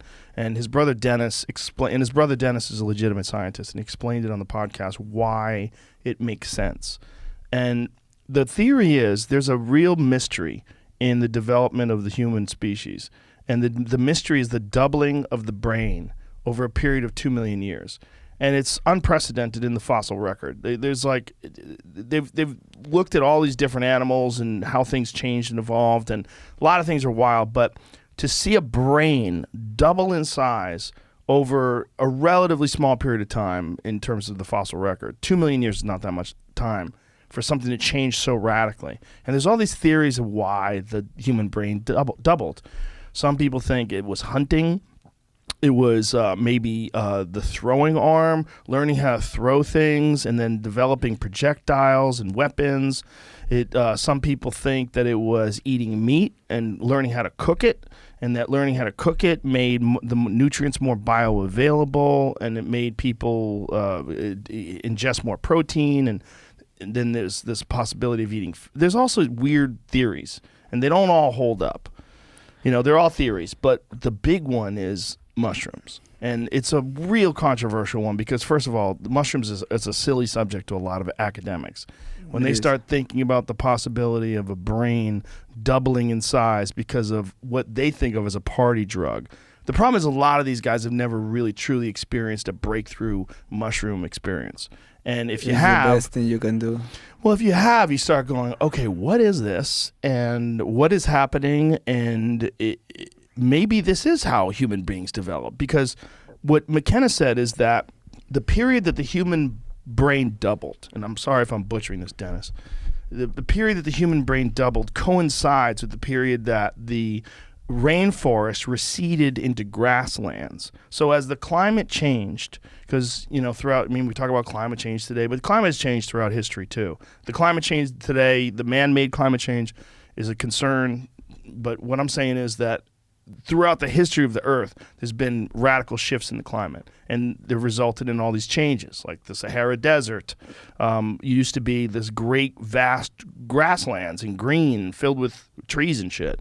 Well, at one point in time, the rainforest receded into grasslands, and the human beings had to come down from the tree, and they weren't human at the time. They were, Australopithecus and all these other different pre-humans.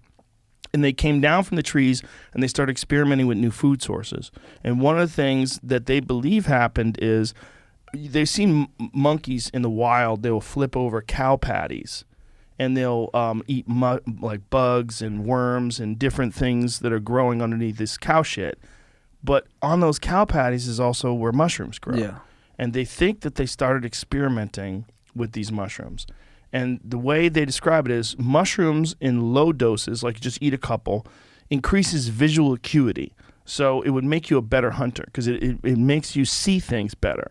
It makes you, like there was a famous, God, I'm trying to remember his name. It's kind of like the blur when you touch the camera and it's perfect vision. Mm-hmm. It's almost that's what I feel when I take like the blurriness, the fogginess goes away. It cleans up. They recognize there's a study that these guys did. I forget which scientist it was, but they did a study on edge detection. So what they did was they had lines, like parallel lines, and then they moved one slightly. And the people that were on mushrooms could tell before the people that were straight when the edge detected, like consistently.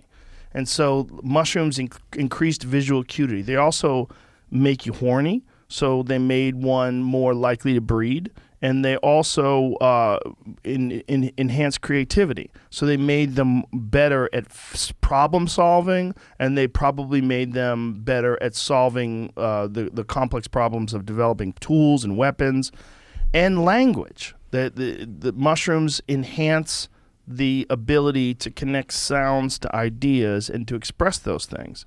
So the idea is that these pre-humans ate these mushrooms over, a period of 2 million years, and their fucking brains grew.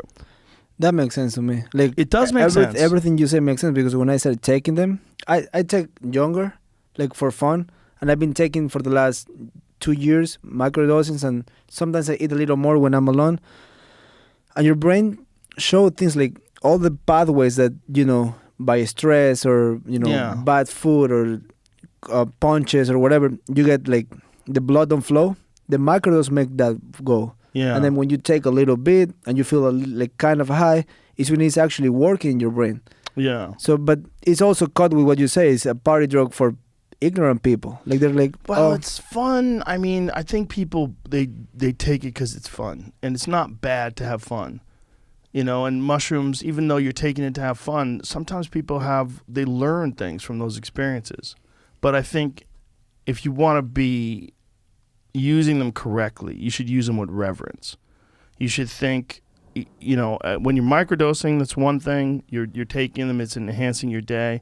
But if you're going to sit down and really have a trip, I think you should do it in a way to set an intention. Yeah, you set an intention, and you do it in a way where you give some respect to what you're about to experience. Because what you're about to experience is wholly alien. It's alien. You go far. Alien to this world. Yeah. Alien. I know what he's saying. When you see like the walls close in and change patterns and things flow through, and you start to experience entities staring at you from other dimensions. You get answers, and you also have questions when you do that. And you start seeing like the apocalyptic doom of the earth and wild shit, and Yeah. But you have to set an intention. If you just do it for fun, then you don't learn from it. But I smoked DMT not a while ago, and I set an intention, and I was up there. What was your intention?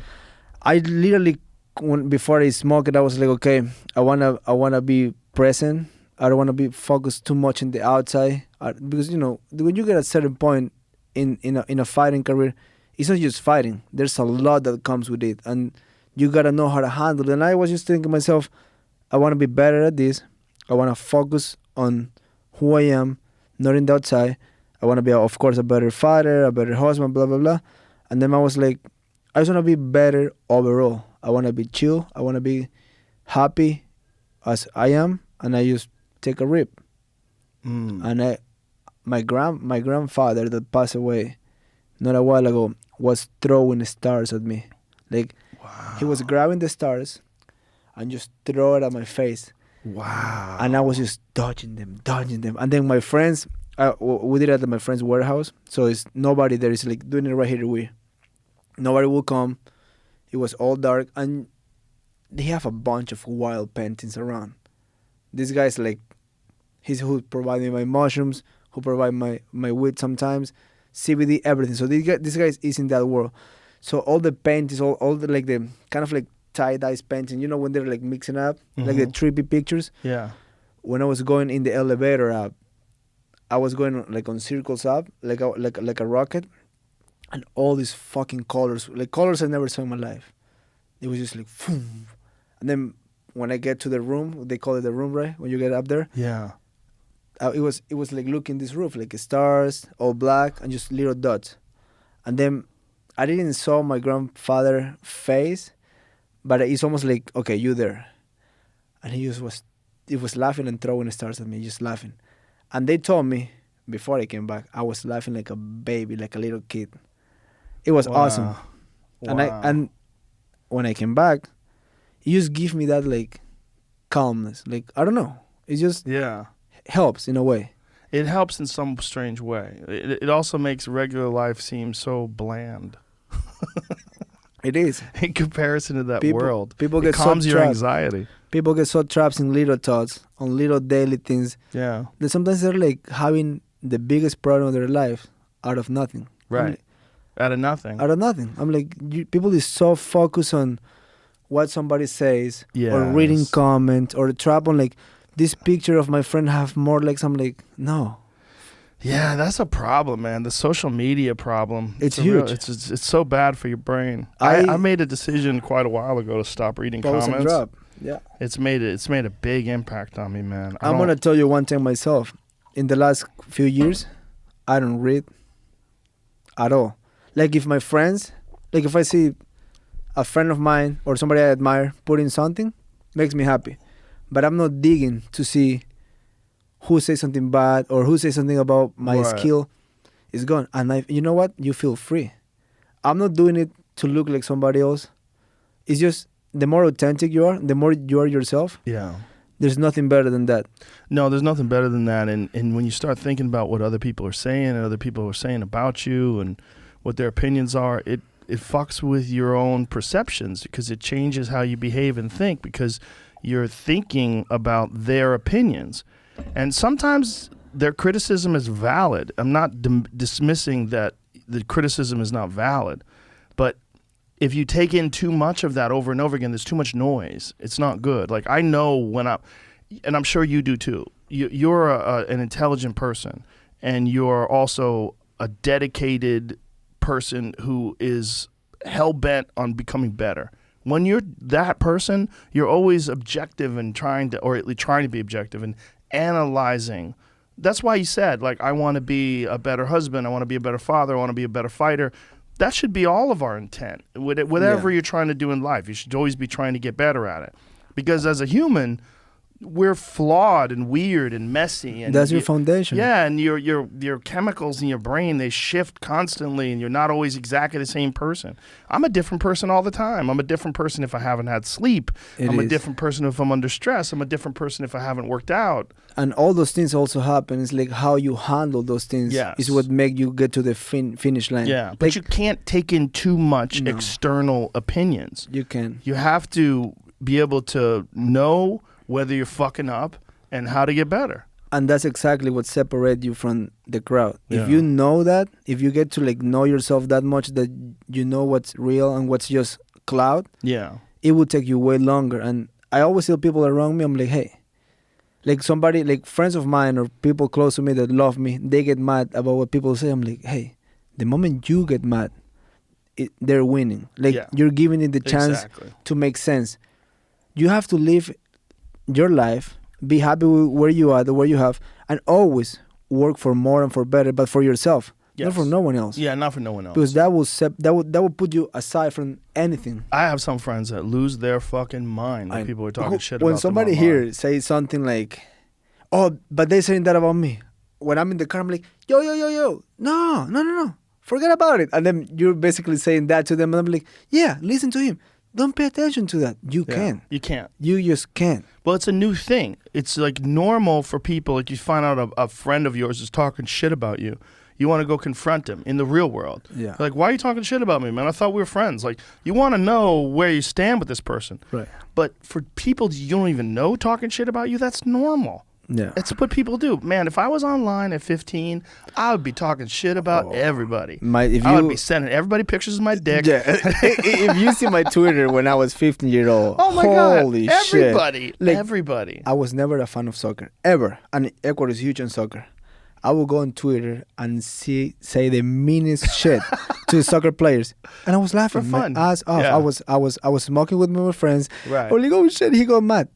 We make soccer players delete the accounts on how much shit we talk. Fuck you, and I kill you, you're the fucking loser. And then I'm like, now that I'm a grown up, and I'm like, if I see her comment, I'm like, I got a thick skin. So it's like, it don't bug me. Nobody has it, but if you don't have it, at least be smart enough. Don't pay attention. Well, you have a thick skin because you've been getting in fights since you were 4. I gotta I never been mad for a fight or for somebody else.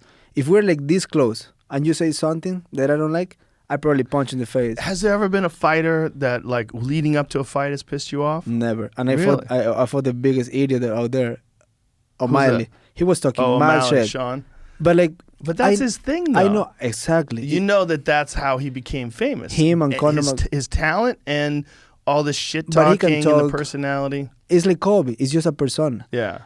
Every time I see a fighter that is mad, I'm like, you fucking idiot. Like, you don't even deserve to win at that point. If you get mad before the fight, in my opinion, you don't deserve to win. Like, I just don't give a shit what you think, what you say. When people ask me in interviews, how you see your next fight going, I don't make it too hard to say, I want to fuck him up. I want to run through him. That's it. Yeah. And then when somebody talks shit about me or say like this and that, I'm like, and they ask me, you know how media works. Hey, he said you're slow. I'm like, cool. You will see fight night. I just don't get bugged by things. Right. And when I fought him, I really believe he was trying to get under my head, like corner that or Of course. Yeah. And I was just like, good luck with that, buddy. I'm like, you can beat me. You can be a better fighter. I don't know that until we compete. We Right. don't know that. Right. It's almost like sometimes cock and confidence is a fine line that you confuse. I'm confident on my skill. I know how hard I work. I know I sacrifice everything I possibly can. So I'm like, if you say I suck, cool. If you say I'm good, like when they're too friendly or too mean, I don't accept neither one because I'm like, we're in a fight, bro. Like Right. this is not like let's bow to each other. Fuck off. It's a fucking fight. Right. Right. Right. Like sometimes when I see fighters hugging each other before the fight, I'm like, might as well suck each other's dick at this point. They're like, I'm like, we're gonna get in a fist fight. Like Did you wa- see Jeff Neal versus Santiago? I know it drives Ponzinibbio? me crazy. Well, what was crazy was Saif Saud, his coach, was yelling at him in between the corners, like, Yeah, I- "Stop dapping him up! Stop! He's not Yeah. your fucking friend." I was watching on my I think phone. they liked each other before they fought, which is, but they're both great guys. No, it's part of the problem. I know one personally, Santiago. We Santiago. do the broadcast in Great Spanish. guy. Yeah, but guess what? Everybody's a great guy. Yeah. Even Kobe on his persona, he's a Yeah, nice Colby guy. Covington in real life is a great guy. I talked to him in New York. Soft spoken, like Cameron Haynes says that. Like, yeah, great guy. I shake his hand. I was like, "Fuck, dude." I'm like, "You're very nice," and he was laughing. I was talking shit on that, and he was just laughing at me. And I was wearing pink shoes, and he's like, "Oh yeah, coming from the guy with pink shoes, huh?" And I was like, "Yeah, you're nice, but they're just personas." Yeah, but well, when he you are in the developed cage, that persona. he was a little Yeah. forced too. Yeah, But whatever, we all Yeah. know that. But it's Yeah. like in the fight, in the center of the cage, I want to kill you. Right, But I'm not out of my head. I'm not mad. I just Right. it's just my job. right. You have an objective. I gotta provide for my kids, and that's the way I bring the bread to my home. So like the shake hands, I leave it for after the fight, not even for before. After the fight, win, lose or draw, hey, good job. I didn't shake Sonya Don's hands because I was pretty rough in that fight, so I said fuck you. But I think I was on my right to do that. Which fight? When I fought Sonya Don, Why didn't you? oh, that was a fucking bad rub in decision. Oh, right. So that's when he came Yeah. to shake my hand, I was like, fuck you, we'll probably run it back later. For Yeah. now, you're not my friend. Mm. But I just keep it like that. Some people don't like it, some That's people a like rough one, man. Those bad decisions are they're criminal. It's a real problem. I think that's another thing the UFC should employ is more judges, you know? it. Oh, the judges they have now. Well, it's not just the judges suck.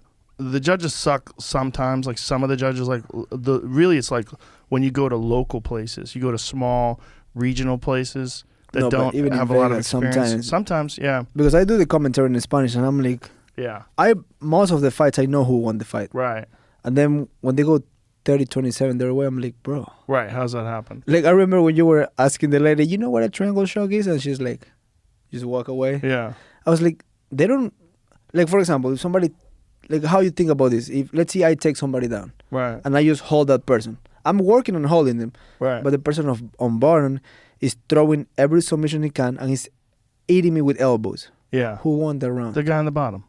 It should be. It should be, Yeah, right? It should be more damage, put you in more danger. If you're just holding, Yeah, like if you're on top, Khabibing people, right. You're winning. you won. Right, But if you're just holding, right. I'm like, how That's- you won the round? Yeah, that's not enough. But I also don't believe in stand-ups. No, I mean, people It's- get mad at me like, no, it's a sport. I'm with you. Yeah. If you want to get up, get up. And then even the fans, oh boo, fuck you with Fuck the you. boo. Fuck you. That Go watch loser- baseball. Exactly. That loser that is being held up in the cage, he don't know how to get out. Yeah. So let him lose like that. Well, it's a part of the sport, and I feel like if a wrestler can take you down and rub his nuts all over your face for 5 Good minutes, for him. Good for him. Good for him. That's what he's doing. But there is also that rule of standing up or telling you like you're not doing right is basically creating excuses for the low-level guy not Yeah. able to escape. Well, they're trying to make it more fan-friendly, but Jesus Christ, there's not a more fan-friendly sport in the world. The fist fighting. Yeah, you watch a person doesn't have to know anything about fighting.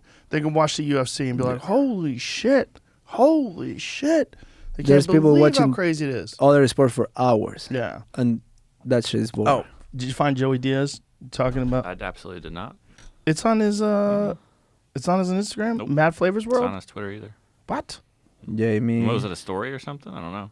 I saw it. And it's not there. I repost one. I don't know if he said There's only like 4 posts up from the last like 2 weeks. So you might have taken Man. it down or something, or I have no idea. Oh, Instagram Huh. with his rules. Oh my God! The Sensitive. Instagram take it down. I typed it in, it's not popping up. Like no one else reposted it. I don't know. I said once it stay I looked. hard, and I got my thing pulled off. Stay hard. Yeah, Got you. like That's the- David like- Goggins. I know. I always every time. Stay hard. Got you pulled down. Yeah, I was like, what you guys are The doing? fucking censorship is so crazy. It's so wrong. It's and a so fucking. screwy. But then when you post a reel with a rap song and the rap song is saying Yeah, they don't pull that out, they don't pull it out. but stay hard is bad. Yeah. He would like every time David posts something, I just put stay hard on everything he put, and then they said like your comment might be pulled out. I'm like, what are you talking about? Well, that's one thing the wokesters have not done. They have not targeted rap yet. Yeah, right. They leave that shit alone. They should, They better. especially old school rap, They the better. good one. Oh my God! Like go listen to some '90s Wu-Tang Clan. Or fucking Cool G rap, like Oh yeah, cock blocking shit. Yeah. Like oh the- my God, that's the greatest. That's a Fuji good- rap, man. I fucking love that dude. I know. But Wu-Tang Clan is what I listen to on the way to the show. Every time on the way to a show, we listen to Wu-Tang Clan. We have like a playlist we listen to. Protect Your Neck They is hard always as first. fuck, yeah. Yeah, man. They're not Fuck fucking yeah. around. Yeah. Gravel Pit. Yeah, we listen to all that shit on the way to shows. Yeah. But it just like gets you going. There's something. I'm a '90s rap fan. I love all kinds of music, but LL Cool G. yeah. There's something Nas. about '90s rap to me that's like it's also the excitement of the era because the whole art form was only like 15 years old at the time. Right. It was so new. The whole art form was so new. Like I remember when I was a kid, I think I was in 7th or 8th grade, and someone was playing Sugar Hill Gang in the cafeteria.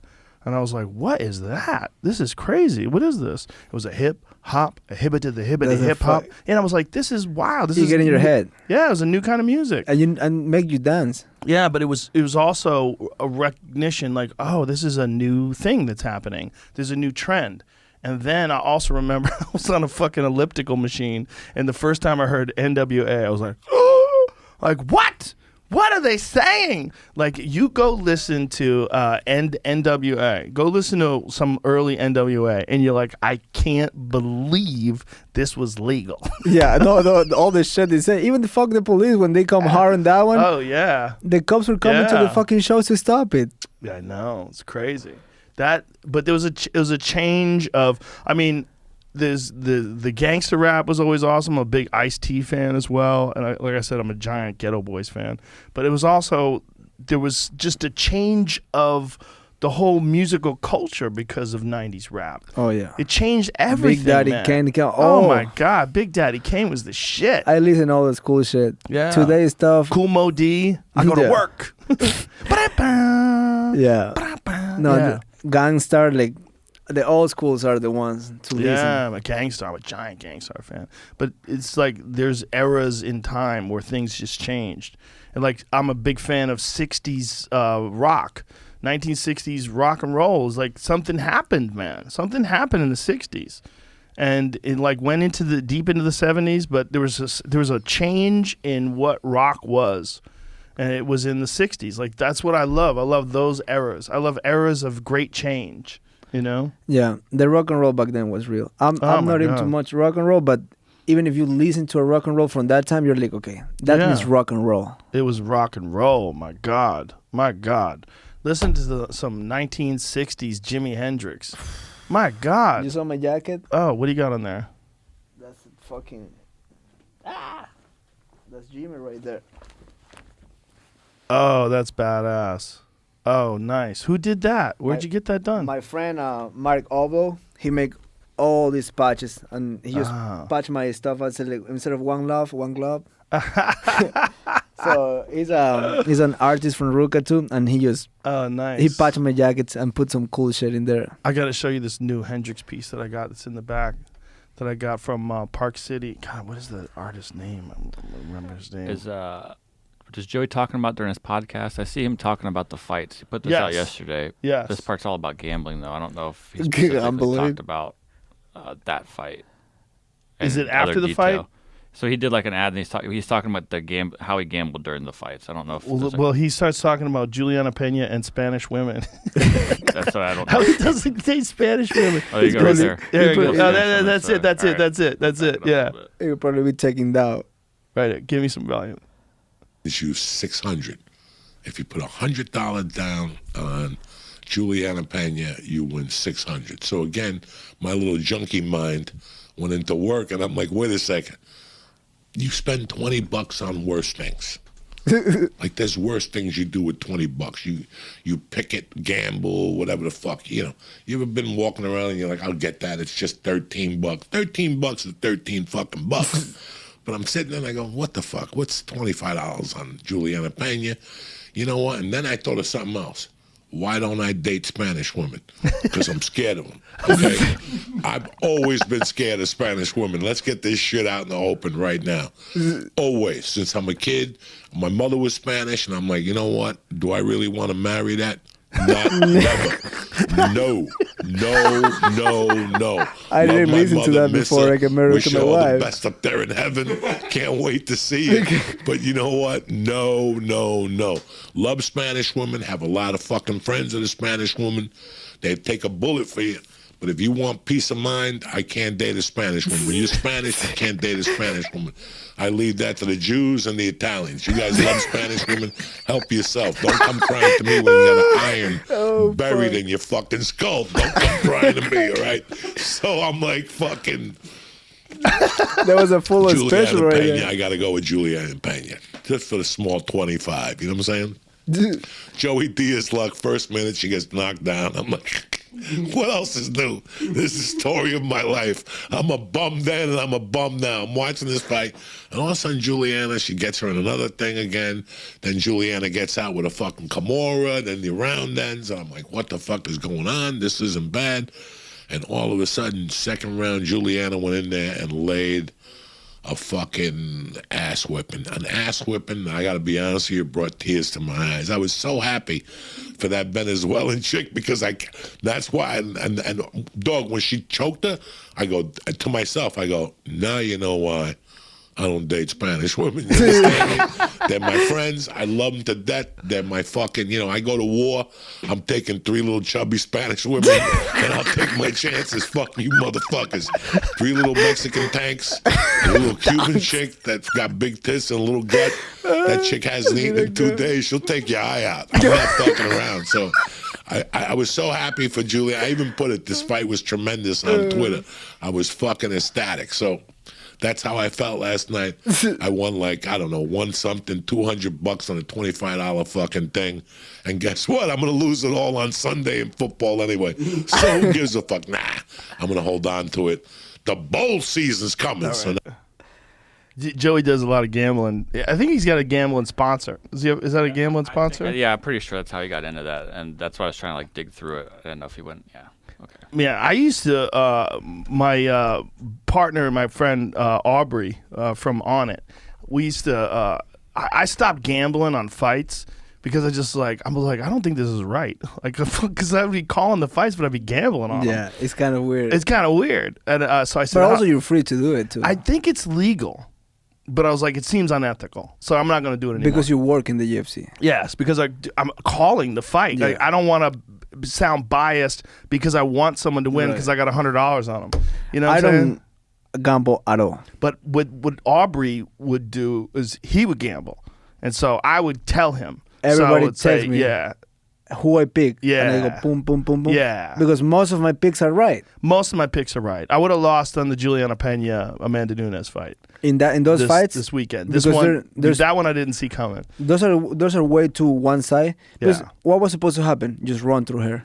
Yeah, well, the thing is, one thing I did say leading up to the fight, like as they were getting ready, I said, you have to think of all the times where someone's underestimated someone. You can never underestimate an opponent. You can't go into a fight not nervous. You can't go into a fight completely sure that you're going to win when that other person is hungry and scared. Because weird things happen when people underestimate Everything people. happened in fighting. Everything. But fuck, that was nuts. And what I saw as a fan from the outside, the first round, the first calf kick, make her fly. Yeah. But we know that part. She's strong. She's bigger. We all know that part. Yeah. But then everything comes in the other side. Yeah. If Juliana was mentally said, prepare to die, fuck you, I'm gonna take this from you. The moment you take the first couple punches and the KO guy don't stop you, Yeah. we saw it through the years. Every time Conor couldn't stop somebody, what happened? He got to stop. Sometimes. But- The second fight with Nate, he survived and wound up beating him by But it decision, don't- even though he didn't stop him. It don't happen all the Yeah. time. But it's like but he was ready for that fight. Yeah. But when you are like relying yourself, like okay, I'm Right. gonna stop you quick. You're thinking you're only going to KO somebody. Good Yeah. luck with that.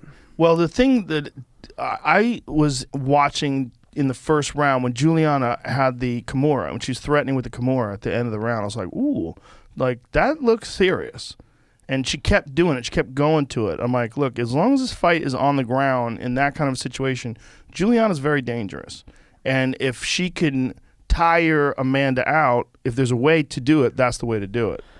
Yeah, I didn't saw that coming either. Like I can lie until like I knew she would punch her in the face and make her like slow down. But when they were exchanging punches, you can tell how much Amanda was charging. Yeah. And when you charge, you get way more tired. Yeah, she was swinging for the fences. Like, she was, like, trying to take her out quick. And then when Juliana was still there, you could tell, like, she was fucking tired. Yeah. For you to be a world champion in 2 divisions and universally recognized as the greatest woman fighter of all time, which Amanda is, it's unexcusable to be that tired in the second round. Yeah. Unexcusable. And just standing in front of her, just swinging in front of her, no movement side to side, standing right in front of her like you're watching, like, a regional fight. Like, But that's when you know how mental is the game. Yeah. You can have all the technique, all the Yep. power. The moment you doubt yourself and you Yep. take a step backwards, you're fucked. You're fucked. You're Yeah, fucked. you're That's fucked. why I take more care of what goes through my mind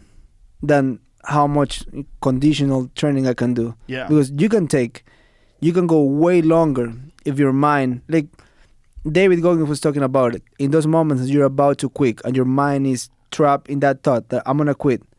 If you just tell yourself, I'm gonna go through hell, I'm gonna fuck you up, that thing is reversible. Yeah. But you have to want it. You have to want it. That's why Charles Sonnen was saying something that I don't agree. It was like he was basically saying like I don't really think that was caused because Juliana. It was more quitting one side, but that quitting was caused for the dog in the other person too. It was caused by Juliana. Yeah, 100%. Juliana made her quit. She That's didn't what- just quit on her own. You got to give Juliana all the credit. 100%. That's why when I heard that this morning, I was like, wait a minute, you're not saying that. I get it. She's the GOAT. For Yeah. one loss, don't take your title away. Right. But that loss take your title away for sure. Like the belt, it Yeah. don't take the title of the GOAT for all the achievement you have. You Right. KO Cyborg. Right. All the people you beat. You keep that. But she make you quit. You don't quit on your own. Yeah, she made her quit. But the way she quit was crazy. That choke no wasn't hooks. on. No, choke wasn't on at all. It was on the chin, right? It was. See, let's find the choke. Find the submission. I'll tell you one thing. You don't need the hooks to put somebody unconscious. but you need to get under the chin. Oh, that thing wasn't even there. It was like this, right? Yeah, it was nothing. Yeah. But, look, you can get that fulcrum choke, like what Khabib did to Conor, if you get the forearm on the back and you crank the neck. Yeah. But that requires a lot of strength. Yeah. That wasn't what was going on. That was No. an excuse. No, she was just like, you know what? I want to live another day. Well, she was exhausted. I come She back. quit. I come back next time Yeah. stronger. Which I think myself like this: if you do that once, you will do it again. Well, that is what Juliana said leading up to the fight. Juliana said, I'm going to bring her back to what it was like when she was younger, and she would quit in Couple fights. fights she did that at the beginning. Yeah, well, there was fights where she got exhausted, and she kind of like lost her way, and then she became the greatest of all time. And it's wild to see the difference. I think it's too close to the pay-per-view time. All the videos I'm looking at are just pictures. Oh no, find it on my Instagram. I have the video on my Instagram. The UFC lets me slide. They let me post shit on the Instagram. Look, it's only promotion. It's only helping. No one exactly. wants to help the UFC more than I do. I just can't control the video there. You can't control it? I can only hit stop and go. Oh, it's okay. Like, Just show I it to can't us. rewind it, so. Just show it to us. Yeah, because that choke was like, it wasn't even close. So here it is. Listen to the volume, too, because we're going fucking crazy. Me and DC were going nuts. I love it. I was watching that. You guys were screaming.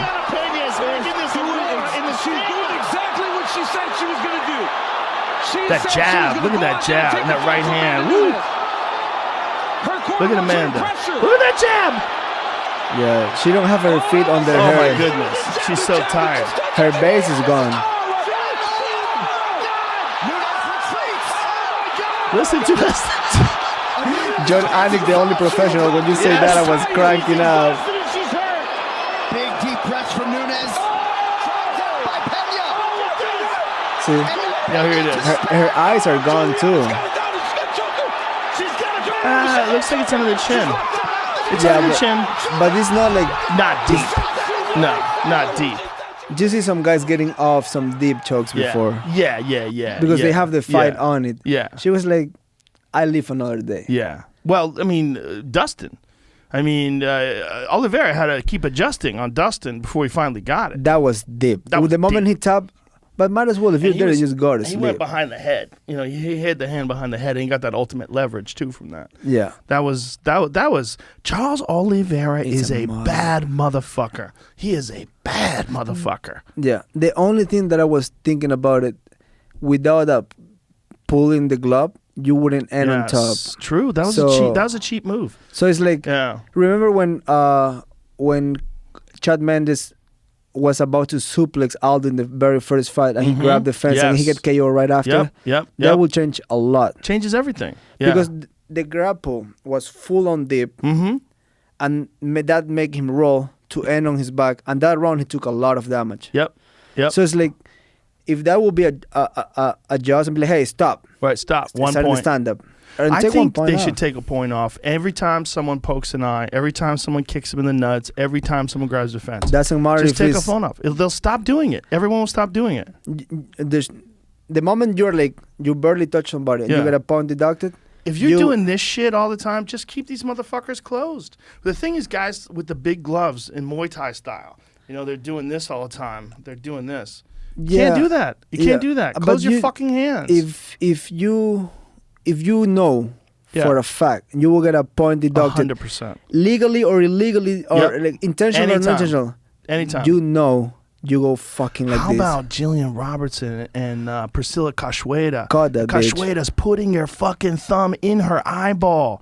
What the I fuck caught was her. that? I caught her and sent it to jail, probably. Bro, she should be cut. That is horrible. Yeah, That's terrible I tweet- cheating. I That's tweet terrible that. cheating. I say you should be caught by now. Like, yeah. I mean, I don't generally say that, but that is terrible cheating. Have you seen that, Jamie? Here, That was- I have this on I tweeted for a couple days sure. ago. I have this for sure saved. I have it saved as a close-up. I don't tweet much, and I put that thing on it. That's horrible. You literally can't do that. You will blind someone. I mean, imagine if you got like what happened to Bisping. Bisping. Will you lose a fucking eye because of that? Here, I'm gonna send you this, Jamie, because I got a close up of it because this is so nasty. Oh, here. This is the worst. Here, I'm gonna send it to him right now. This is that. What I sent you is like a super close up. Like very close up. It's so bad. It's terrible. And Jillian was fucking her up. She got her on the ground. She was landing some good ground and pound. She got her back. Now look at this. Look at this, man. That thumb is deep in the fucking eyeball. And she did it twice. She literally She keep trying. Oh my God, she did it twice. She literally looked for her eye and stuck her thumb in the eye. You can't do that. You can't do that. You gotta go. That's unacceptable. Watch this. Look at this. Finding the eyeball. Holy Look at that shit, shit. bro. That is so crazy. That is so crazy.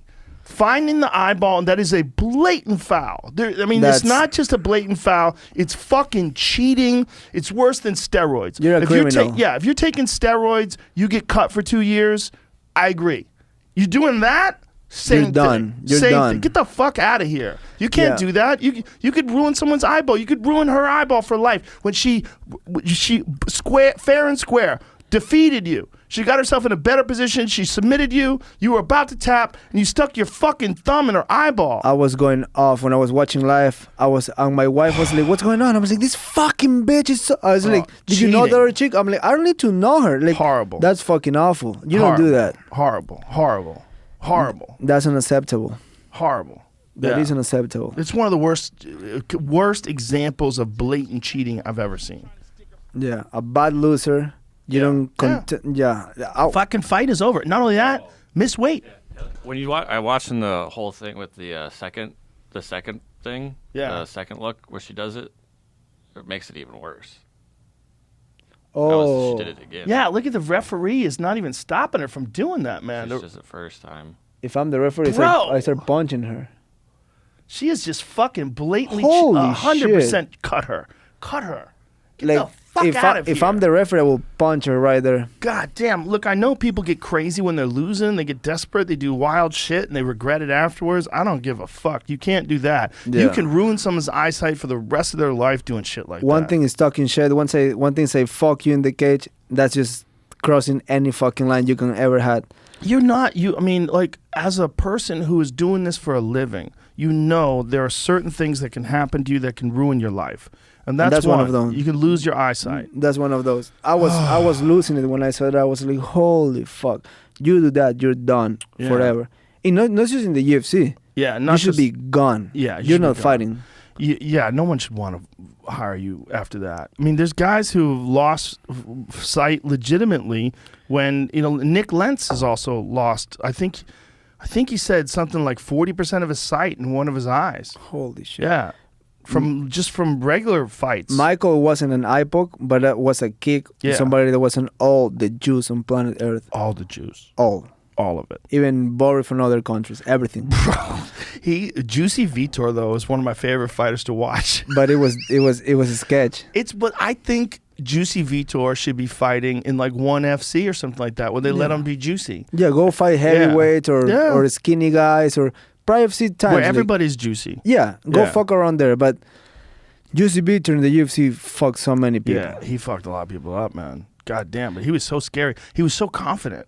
Juicy course you're Vitor was confident. just throwing wheel kicks at Luke Rockhold and shit. In his UFC debut, he received him. My boy Luke. Oh my bad. God. But you saw how hard Luke was trying to get him back. Yeah. The 3 or 4 fights after he kept beating people, he was calling beaters. The UFC was like, no, bro, he's good. Leave it alone. Well, that was after the TRT. So when Vitor got off the TRT, then everybody was like, "Oh, Give me that fight. give me that fight." Well, Chris Weidman got that fight. Chris He ate Weidman him beat alive. the fuck out of Vitor, and that was post TRT. That's karma, too. Vitor's. It is. You pay the price for that shit. Vitor's whole body had deflated. It was crazy to see. Like there was nothing left. It was Yeah. like a balloon where the air had been let out of it. It was mushy. In South America, they put air through the asshole of the chickens to make it look bigger and sell it for a couple bucks extra. It looked like the air was gone. You know when you kill the chicken to eat it, Right, they shrink up. and you pay like $5 more for that shit. But it was basically that. It was a Yeah. balloon deflated. Well, it was worse than that, because his ability was just so much superior to what it would be without that stuff. But the thing about these guys, like the TRT was legal. Yeah, So it was like they were just It's almost like you're not a real bad person. You were taking advantage of the system. You're Which taking advantage of the system. you definitely get a wild card for that. But still. There was also a bunch of people that were doing it, and the way they were cheating was they were getting TRT exemptions because they had taken steroids. So the thing about the steroids is if you take the steroids, then You stop producing. your body stops producing testosterone, so they get tested.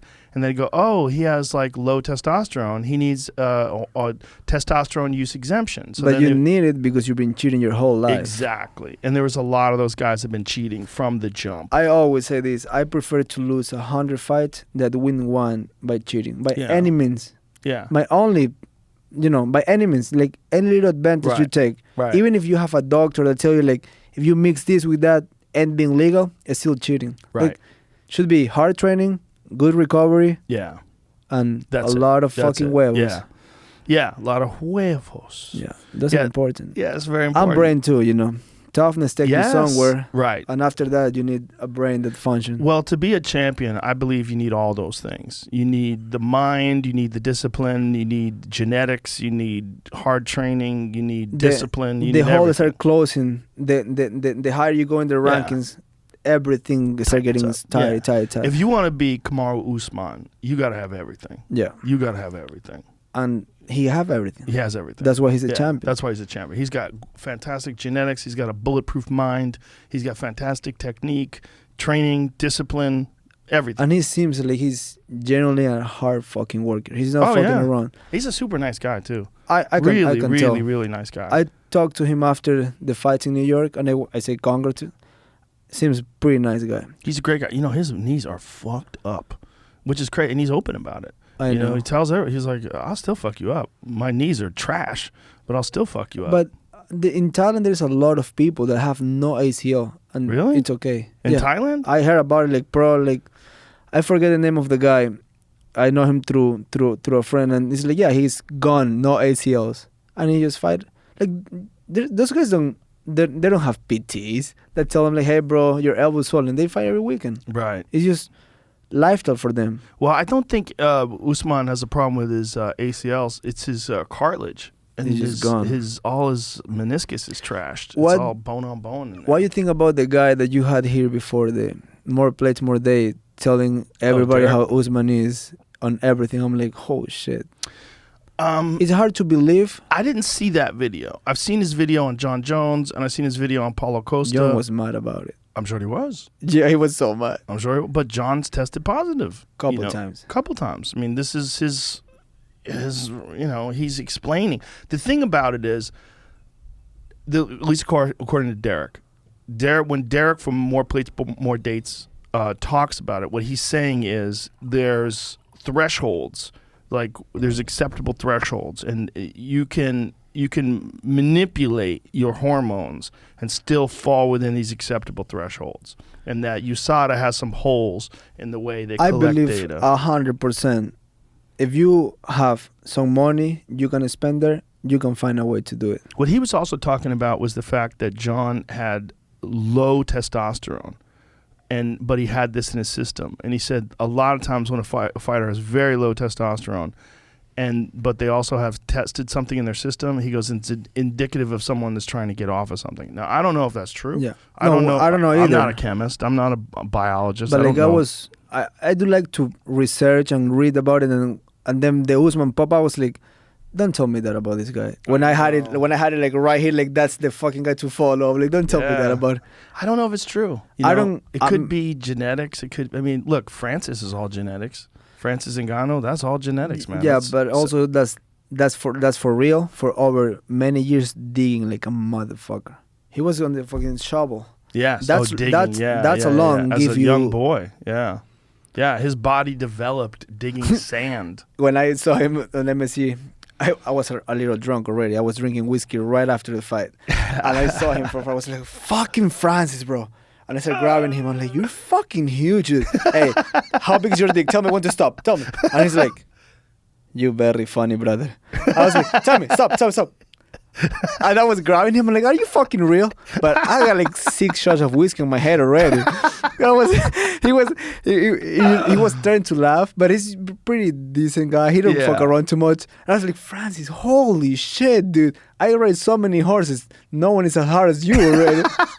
And he was like trying to laugh. What do you think about his fight with Siogan? That's a a serious good fight. That's a serious fight. That's after Cain era. This is the best fight in the history. We can say that because when Cain was champion, there's some fucking great fights. I think this is a new era, like the new Cain Velasquez against Junior Dos Santos. That motherfucker can move like a lightweight. Yeah. Well, Cain had the kind of cardio that only exists in lower weight classes, but he has it as a heavyweight. It didn't even make any sense. His And he cardio can was kick, crazy. and he was able to throw head kicks, move side to Yes, side. everything. He did the way everything. he moved with his boxing was like, Yes. holy shit. When he was in his prime, and here's the thing about primes, like when people talk about the greatest of all time, I put Kane in that category. I don't know who's the greatest of all time. I don't know if it's Fedor. I don't know if it's Kane. I don't know All if it's of them Stipe. are. Yes. They all of them. yes. That doesn't exist. Yes. Like people get so full on the weekends. Like they're looking for one person. Yeah, and they get fools on the weekends. Like let's say this weekend, Conor fights and won. They put him right there. I'm like, guys, before Conor, Jose Aldo was the GOAT. Yep.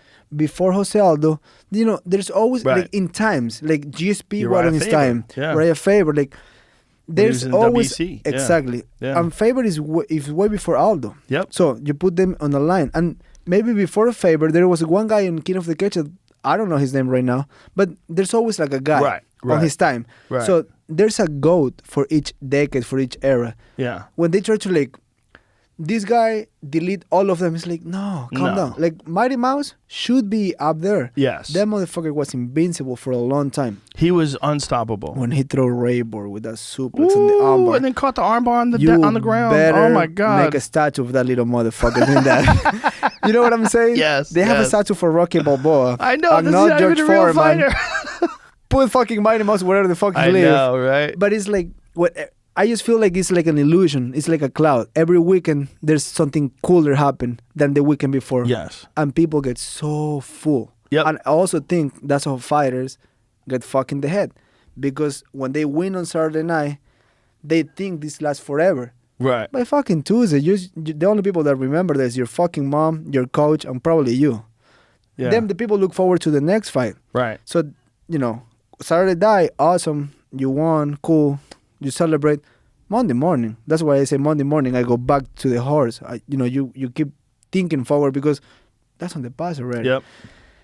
And that's also happened with the rankings, with the new GOATs. I'm like, calm down, guys. Like, the next weekend, you go, oh, we find a new GOAT. No, asshole. It's the same GOAT. Like, when one champion lose, he don't lose all his world titles before. He lose one fight. Right. But how we are set with the media and with the MMA and with the rankings, it's all wrong. Yeah, it's when you start talking about greatest of all time and you talk about like pound for pound best, those two arguments get real weird. Like there's a clear guy, like Anderson Silva in his prime was the clear GOAT. Do not move that guy from that list. No, you can't remove him because of the later fights. When he was fighting in London, Oh my holy God. shit, that fucking elbow coming from the Yeah, Tony Fricklin. Yeah. Yeah, but that tell you one thing. These idiots that make all these things, they're not really watching MMA. They're Saturday night junkies. They're eating popcorn. Oh, that's the GOAT. No, eat it.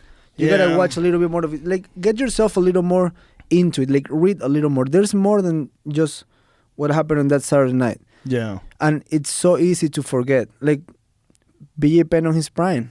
Mm-hmm. Good Lord, that motherfucker was good. Oh my God, he was amazing. He fought a little past his prime, and now hurt me because I know him personally. I love him, but people that don't know him, they just remember the last 4 fights. Yeah. GSP on his prime. Nobody he never really lost when he was on his prime, besides the Matt Serra and Matt Hughes fight. But after that, the way he dominated, Yeah.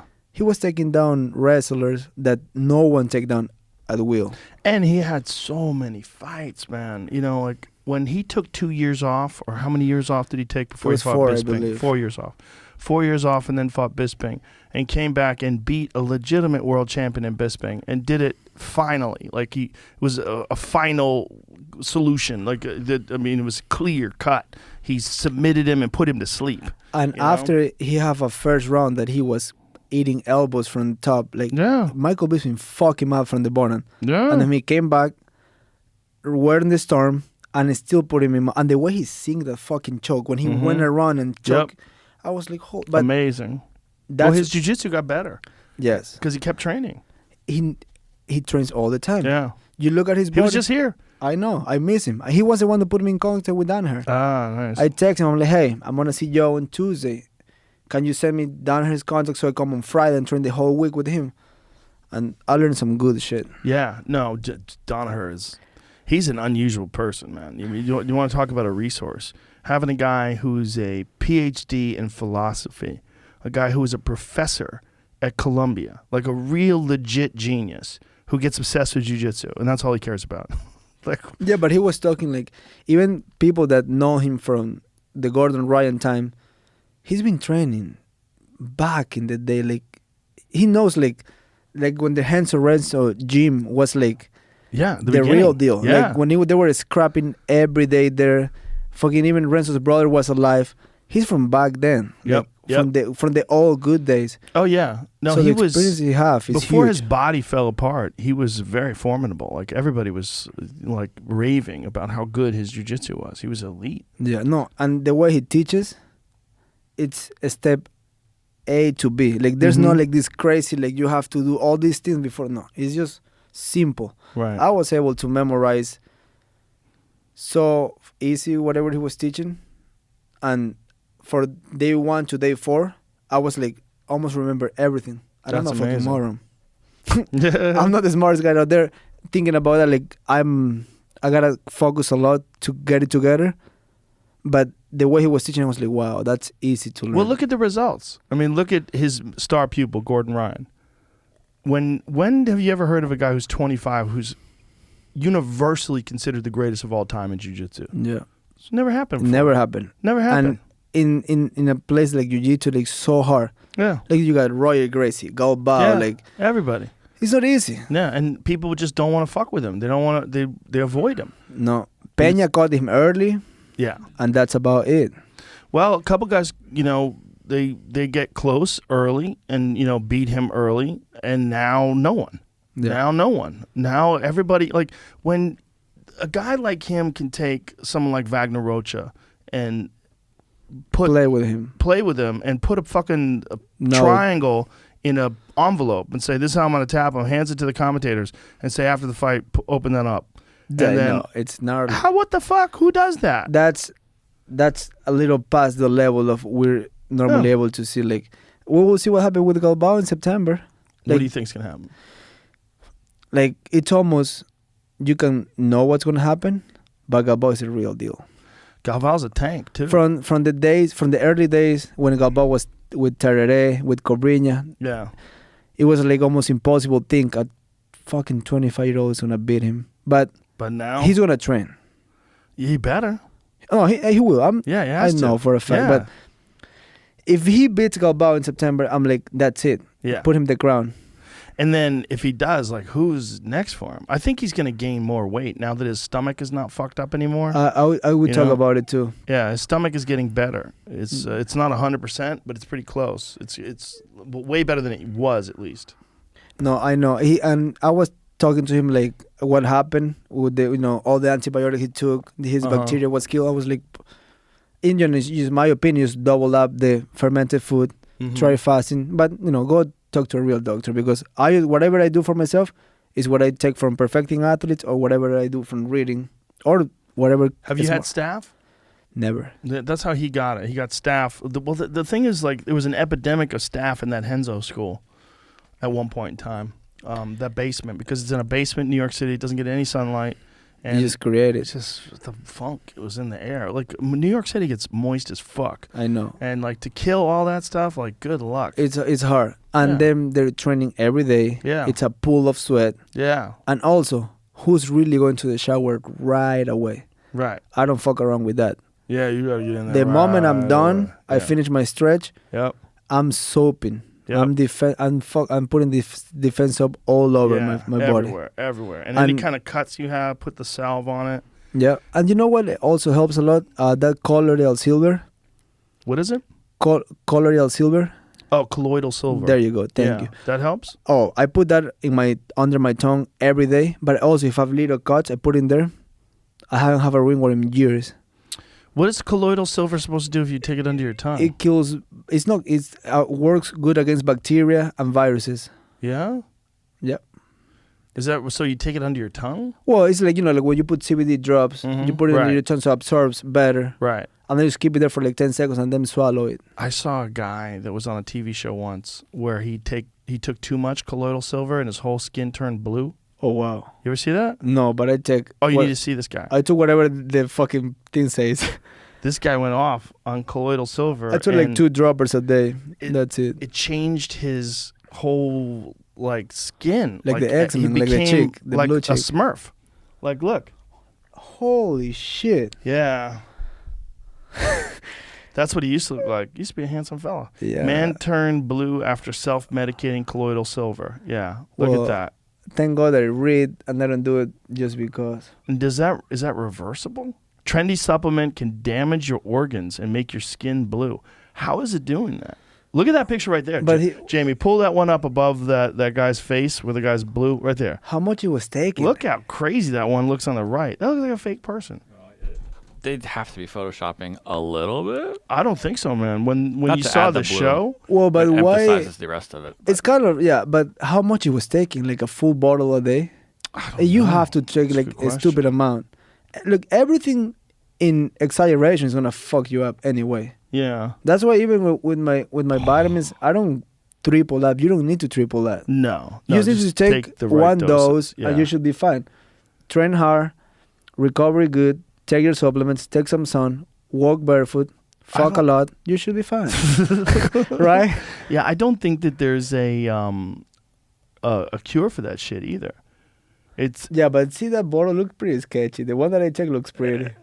I swear to God, yeah, you saw that fucking pea that's color. the color. That's what No. you look like. Oh, that bottle looks wrong. Oh, it looks That's wrong. Look at funny. shit. Looks like I pee in there and I'm taking it in the mornings. Mm. Yeah, mine looks a little bit more pretty than that. Well, there's a problem with a lot of these alternative medicines. It's like there's not a lot of research on them.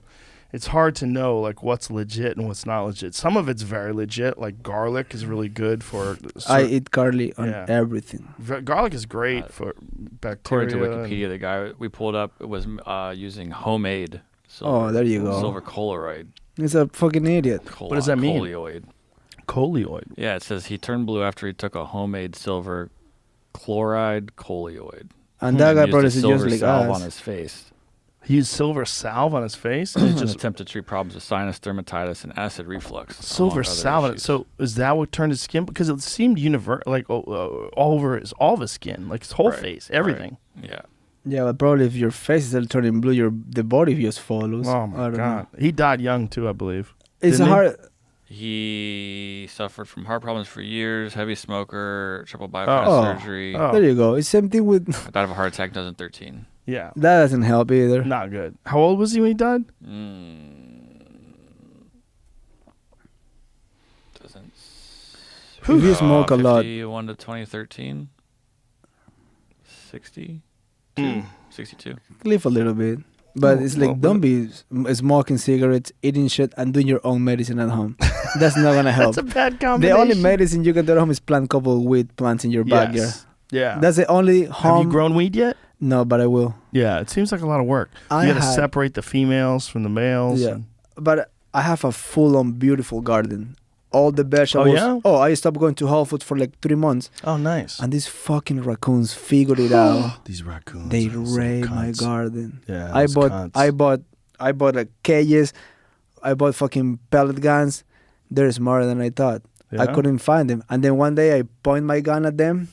That fucker used to step up on me. I was like, never mind. I just go home. He stepped up like he was ready to fight you. Oh, ready. Like he just raised up, and I was like, because one pellet won't kill him, and I'm not that accurate. It'll So, hurt. It will hurt him, but he will come charging at me. So I Get was a like, crossbow. I need to get into that. I want to hunt so bad. Do you? All my friends that hunt, they bring me food, and I have my freezer is packed right I now. would give you some food. You know what I can give you? I can give you some jerky. I got some jerky here. I'll give you some elk jerky from like elk. my that I killed. lawyer just killed an elk not a while ago, Yeah. and normal people don't want to eat the liver. He gave me I eat liver. the liver. I fucking eat the shit of that. Yeah, This liver's big. great. I've been eating that every fucking day since. So good for you. Luke Rockhold just killed another one Yeah, I saw. and give me a shit lot of ground elk. Nice. I'm eating liver and ground elk the last 20 days. That's phenomenal. I for you. feel like a superhero. I swear to God. People don't get it. Yeah. Everybody that I know, when they go hunting, I'm like, please take me. I carry your shit. I make jokes. I roll the joints. I do whatever you want. And then my lawyer told me, the way my lawyer told me to fuck off is like get a hunting license and I take you. And he thought, I was like, I won't do it. I called him in a week later, bro, I got the hunting license. What's up? He's like, no way. I'm like, come on, take me. I don't know why they don't take me. Well, Texas is a great place to hunt because there's so much private land here, and they have these hunting ranches where they have like thousands of acres, and they'll take you and teach you. Like my friend Jesse Griffiths, he runs this. He has a restaurant out here called Dai Due. It's an amazing restaurant. I was supposed to go last night there. He's the one that sells all the liver and everything. You can eat everything there. Yes. We were supposed to go last night, and I just fell asleep early. Dai Due, he has wild game there because there's some of it that you can sell in restaurants that gets killed in Texas if it's exotic or if wild hogs. He cooks a lot of wild hogs, but he's got this. What is his Instagram? Jesse's Instagram is Saka. He's got like. He was just here, right? Yeah. I hear that one. Yeah. He's got. His coffee's good. I forget his. His Instagram, Jamie, is sac.a.late. Yeah, which is, I don't know, what does that mean? Saca late. What does that mean? Sounds Spanish. The new school of traditional cookery is his. That's his other Instagram. If you click on that, that will take you to the Instagram page for his. He teaches people how to shoot. How to kill the animal, how to butcher it, and how to cook it. And he specializes in wild hogs. I'm interested in that. Yeah. Well, next time you come out here, we'll schedule a hunt with Jesse, and we'll do another podcast, and we'll cook something. Or you tell me when's the next hunting, and I just come for that. Okay. Because I really, that's one of the things I never do it, but it's like in my soul. Like, you want to do it. I want to do it so bad. Just be in the wild. I was just like you. Before I hunted. Same thing. Like, I want to do this. And then once I did, I was like, oh, I'm doing this from now on. And that's what I look forward to it so much now. And that's how I get my meat now. And the way I eat meat, like, I feel like I love cooking. I cook every day. Even when I'm in camp, just in a skillet or the Traeger. I like the skillet because it feels more like one-on-one. Like in the Traeger, you just leave it there, come back later, and it's done. In the skillet, I actually have to put more skill. Right. And that get me so happy to cook. Every time I'm cooking, I make sure I'm cooking either for my wife or for somebody, because when they give me approval that the food is good, there's something about it. Like, I was talking to Action Bronson, I was like, bro, send me tips. And he was like, just come to New York and cook with me. And every time I'm about to cook something, I text him, is this right? Is this wrong? I'm like, I hope I'm not bugging you, but I fucking love cooking and you cook good. Or same with Mari. So I'm like, can you guys teach me how to cook? Because, I don't know, there's something about it that just makes me so happy. Yeah. And I feel if I kill my animal and cook it, then I'm real horny. I'm happy. Yeah, you will be very, very happy. I guarantee you. It's just something about it. Like when I'm cooking a meal for my kids, for my friends, and I don't eat. I just cook. Yeah, it feels serve. great. It feels fucking awesome. Well, if you do, I guarantee you, when you do hunt and you do kill an animal and then you cook it and serve it to your friends, you feel even more happy. It'll take it to the next level. Guaranteed. 100%. I'm going to get there because it's just something about it. That's great that you're friends with those guys, too, because that can definitely help. Both guys are serious chefs. Both are serious chefs. Yeah. And I definitely talk with both of them, but I call, sometimes I'm cooking and I'm like, Action, is this right? Is this wrong? And I'm like, holy fuck, something little details. I'm like, this fucking thing tastes better.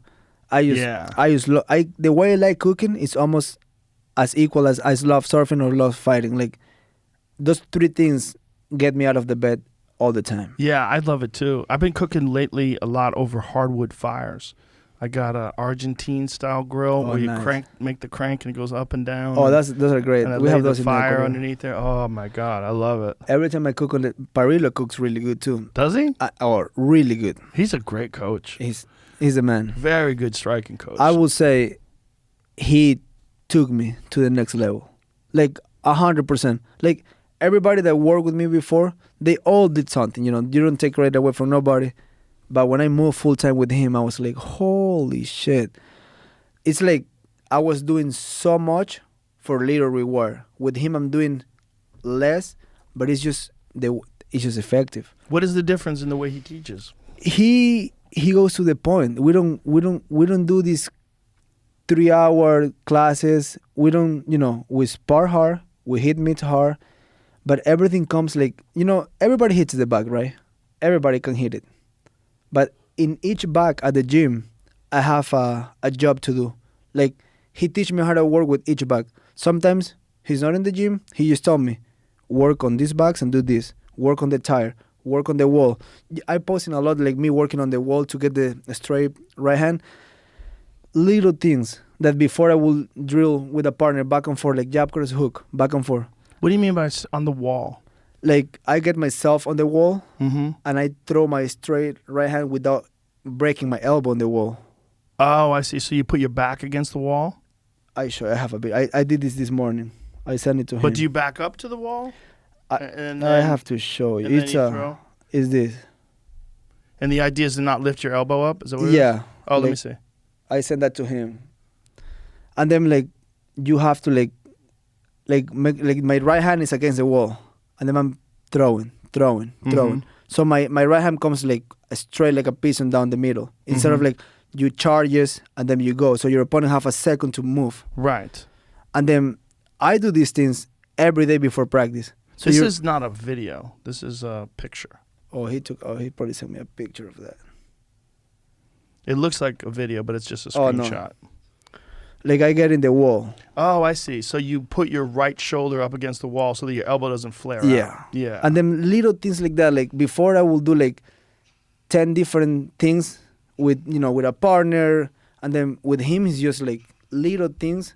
But then when I'm actually sparring, I get all the benefits from it. Like I'm like, oh, I was hitting them, I wasn't getting hit, and I'm like, oh wow, all these years doing all these crazy things, all these drills, when you can just go in a small, you just squeeze everything together. Yeah.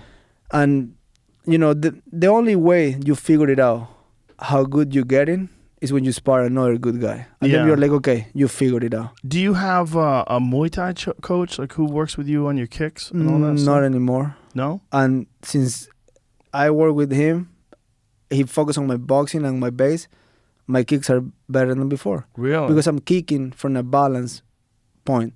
Like if you see me lately, my calf kicks, yeah, I'm not winning. I'm just going boom straight to the target. I'm sitting down on my punches and I'm able to move because some coaches before when I'm hitting meat, they tell me what to throw. So it's like, when you're fighting, nobody's like jab, cross, hook. right. He goes like, he just weird, he don't talk, he just go like this, and you just throw it. Right. And he always moving with you. And he got good footwork, like himself as a fighter, he moved with you. So sometimes when you're hitting meat, everybody looks like Canelo when he's hitting meat. Right. But putting that into a real fight is a different animal. And he's moving all the time with me. Like sometimes he shows something, and he took it off and put it in the other side. And now you gotta stop this to come here. And that's what when you're sparring goes, because sometimes you want to throw and that guy's gone. Right. Then you gotta do something else. Interesting. And then I feel balanced.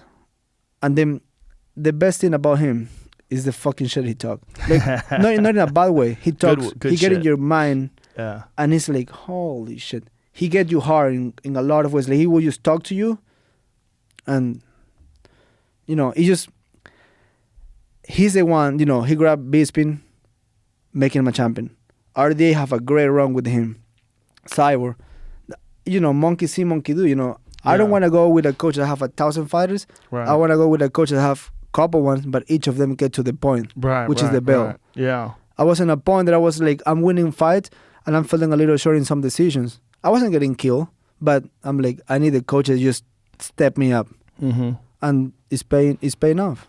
Do you work with anybody on kicks, or do you just do No. them yourself? I kick a lot. We work a lot in the back, and in the back, I kind of freestyle. I throw my punches and my kicks, and of course, when I'm sparring, I go full on punches, kicks, and the ground. And then, But you just do your boxing with Perillo, yep, and then your kicks 100% you. 100%. Well, he make me kick too. Yeah. But think about it. Bisping is a kickboxer, right? Mm-hmm. He don't have a kickbox, because I did ask Bisping, I'm like, how you do with the kicks? I'm like, Parillo will figure it out for you. And Bisping kick until the end. Right. So it's not like he take away the kicks from you. He just give you a little better base so you can kick even more. Right.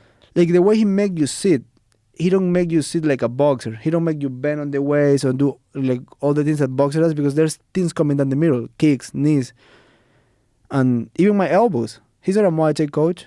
I'm throwing more elbows than before. Really? In the Debbie Grand Fire, he slices him open like from the stand-up. Do you think there's any benefit at all occasionally working with someone on your kicks? Probably. Like I will feel that.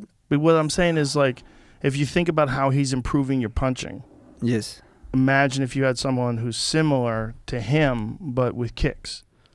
I'll have to find that first. Yeah. But there's people around. Well, you're Costa Mesas. There's so much martial arts in your area. There's a lot. Yeah. The only thing that sometimes I feel like if I go to a kickboxing coach, like he can improve my kicks, but he can also get in my head like, hey, don't do this, do this. So like I just feel right now, everything is working together. Mm-hmm. And we communicate pretty good. So I'm like, if everything is working now, right, why add another voice to my ear? I just always feel like, yeah, adding another voice to your ear probably not the best thing, but just someone to maybe occasionally tighten up technique. It's just I feel the same way about what Parillo's done to your boxing. I feel like if no one's working with you on your kicks, there's probably someone who could tweak a few things here and there and make your kicks even more effective. Yeah, that's true. And I'm definitely open for that. This is like me as a person who's very interested in kicks. That's why I asked you today if you were working out. I was about to ask you the side, because I love side kicks and spinning wheel kicks. I throw a lot of side kicks in the fights. I don't really throw spinning wheel kicks. Well, next time you come here, we'll have a full gym. Yeah. We're setting it up right now. So Perfect. Next time, I'll be happy to come here. I just had a crazy day today. No, and I also, when I texted you told me you're working out later, I went straight to the gym. I did all that. I did the boxing. I did some weights. Nice. But like, I'm always trying to figure it out, the next step, how to get better. And, there's always room. Like, that's one thing he always says. There's always room to improvement. Oh, for sure. There's always. Well, that's the thing about working with elite fighters, too, because you get to see people that are so good and you get to realize that there's certain things they do better than you. If you just work with guys that are not as good as you, it's very difficult to get really, really elite, to get really good. Me personally, that's one thing I cut a lot from my circle. If you don't uplift me, if you're not trying to do something huge for your life, I don't hang out with you. That Kobe Bryant, there's a famous video where he's talking about lazy people, about being around lazy people, about you get the fuck away from me. Like, I don't want to have nothing to do with you. Like that might be contagious. It is contagious because they brought you down at their level, even if you don't want that. Yeah. That's like, for me, if I cut somebody from my life and they feel weird about it, it's not a reason that it's not like they're not trying hard or they're not figuring it out. Well, that mindset of a loser is very contagious, and also they require too much attention, too much energy.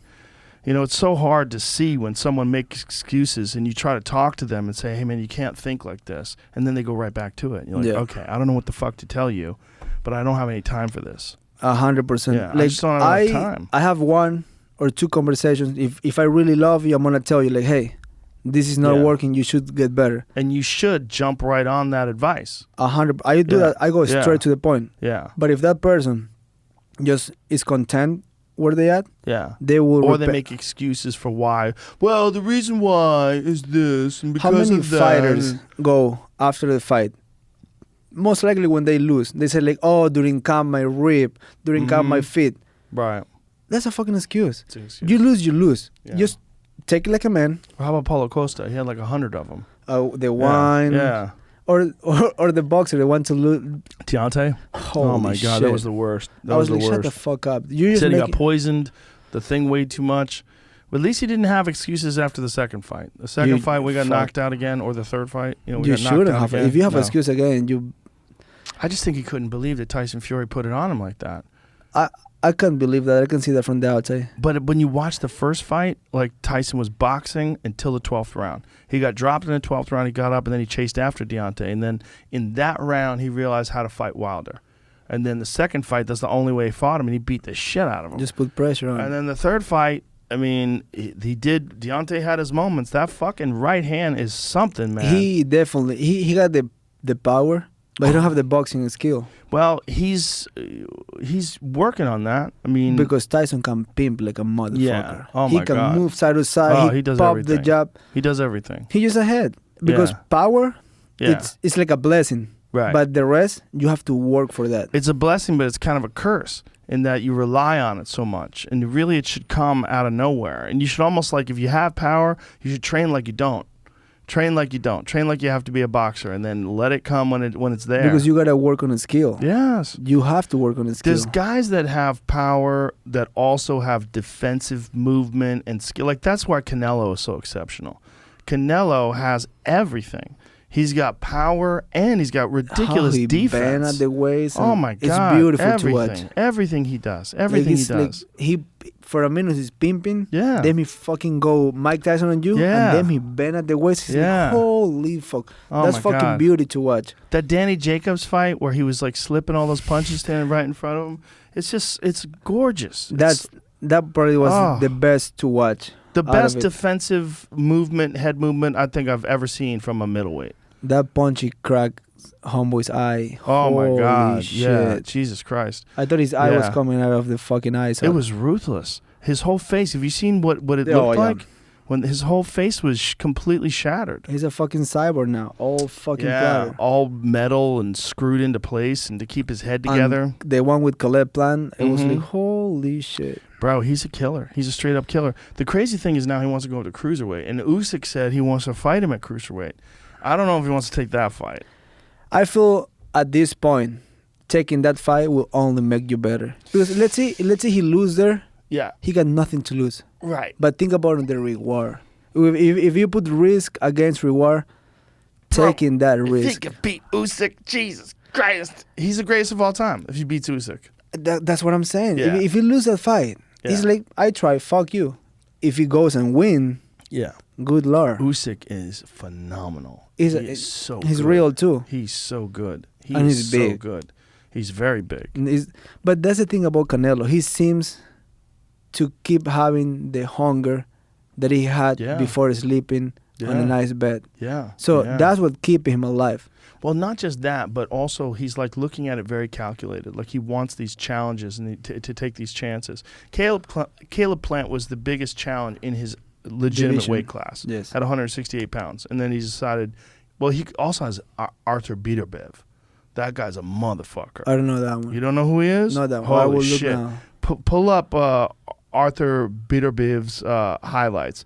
He's this Russian assassin. Oh. He's fucking terrifying. He's Russians the light are- heavyweight champion. Just by being a Russian, you're already tough. This guy is a motherfucker. He's one of Like- the most murderous punchers ever in the history of the light heavyweight Oh, wow. division. He's 100% knockouts. All of his fights are knockouts. That's scary. This motherfucker is terrifying. I mean, he puts people in wars. Like- See if you feel like a highlight, because I want to see him in real time. Is this a highlight video?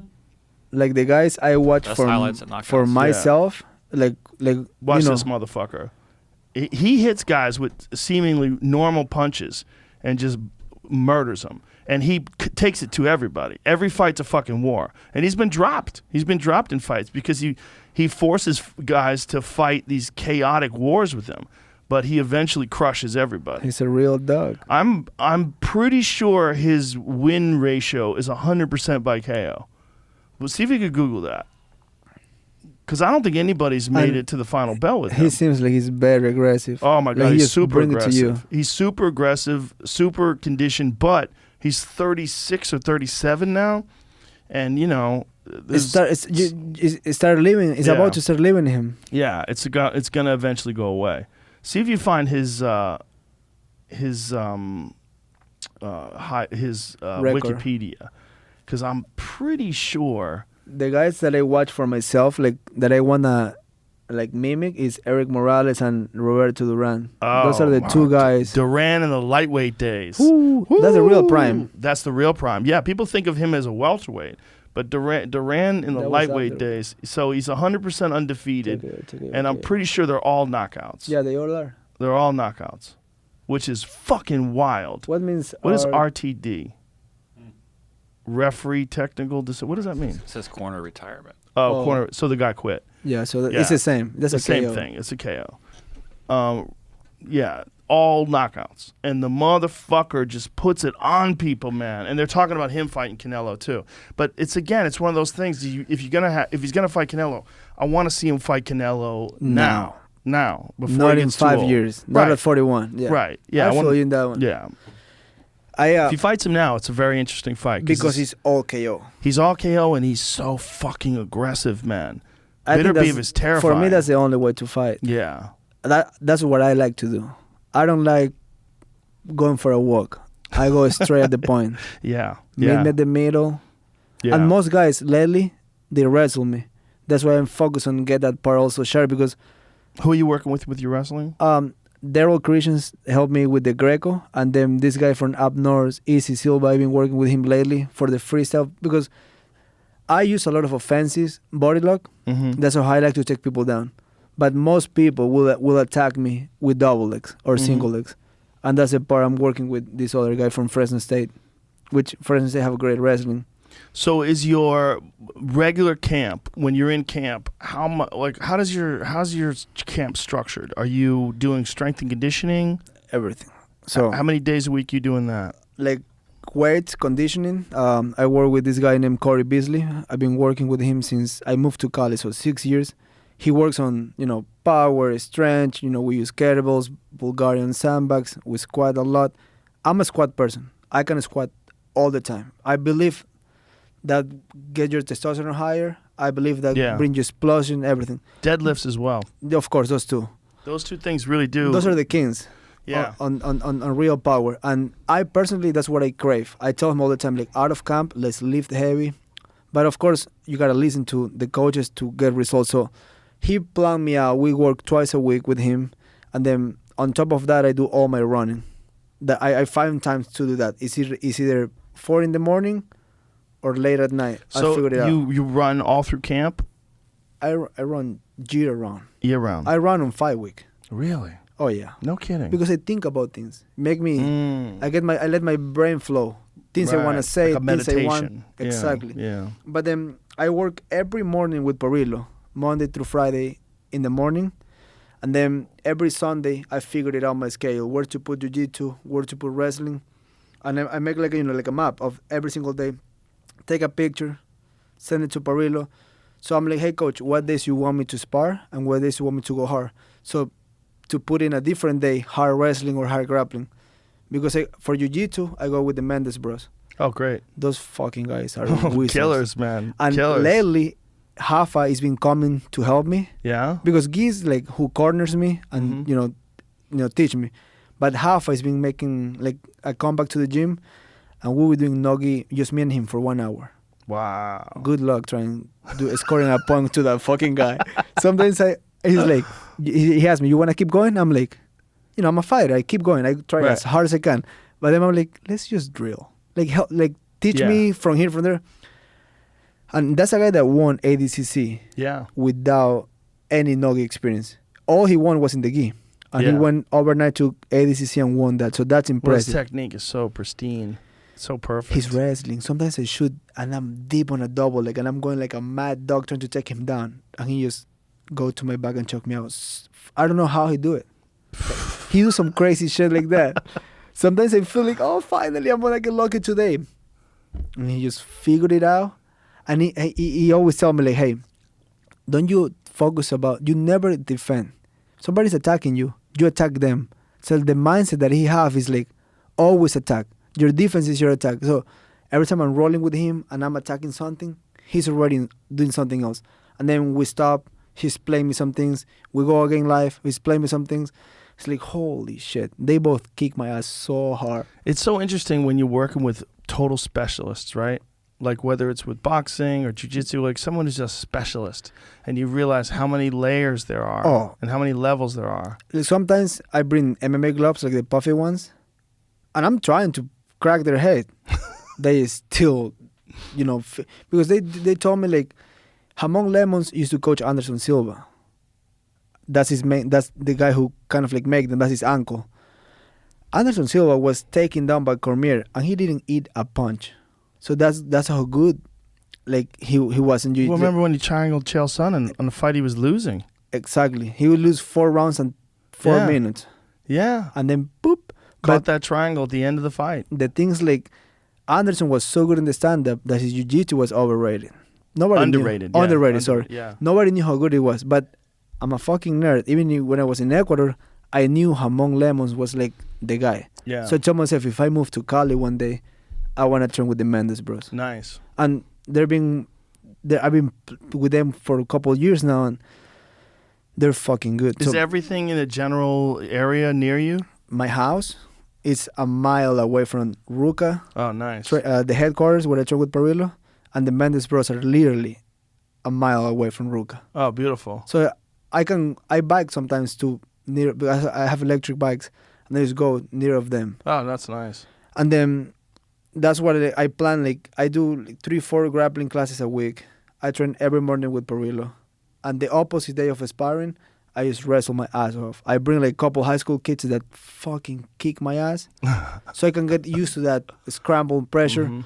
and we just go. Nice. And then conditioning twice a week. But I don't have anything else outside this. There's no social life. Like I'm training. Right. I set myself I want to be a world champion. This is it. How old are you now? 29, just turned 29. So you're right about in your athletic prime. Yeah. Like right now. Yeah, so like this is the time. I gotta take advantage of these years because this year will be gone soon. Yeah. So now is when Yeah. I keep it's gym, family. Right. Going back to the gym. Right. Sleep, going back to the gym. So like there's nothing. And it's Monday through Monday. I don't believe in like breaks or stuff like that. If you're doing it right, if you're not drinking, if you're not fucking around, you can pull it off. And I feel right now my next fight is the one that will take me to the belt. What is your next fight? I think they will give me Manny Bang next. And I believe it's They'll gonna give you who? like a Manny Bang next. Manny Bang? Like a Manny Bang, like a 5-rounder. Oh, main event. There you go. Thank you, sir. I thought you were saying someone's name. Oh. I'm like, who is this? Yeah, it's a Russian guy. Manny Bang? Yeah. Manny Pacquiao. Yeah, main event. Yeah. Okay. Seems like we're going that route, most likely in February. So, and the good thing about it is like, since the Frankie fight, there was no like time off, vacation. I went straight back to the gym.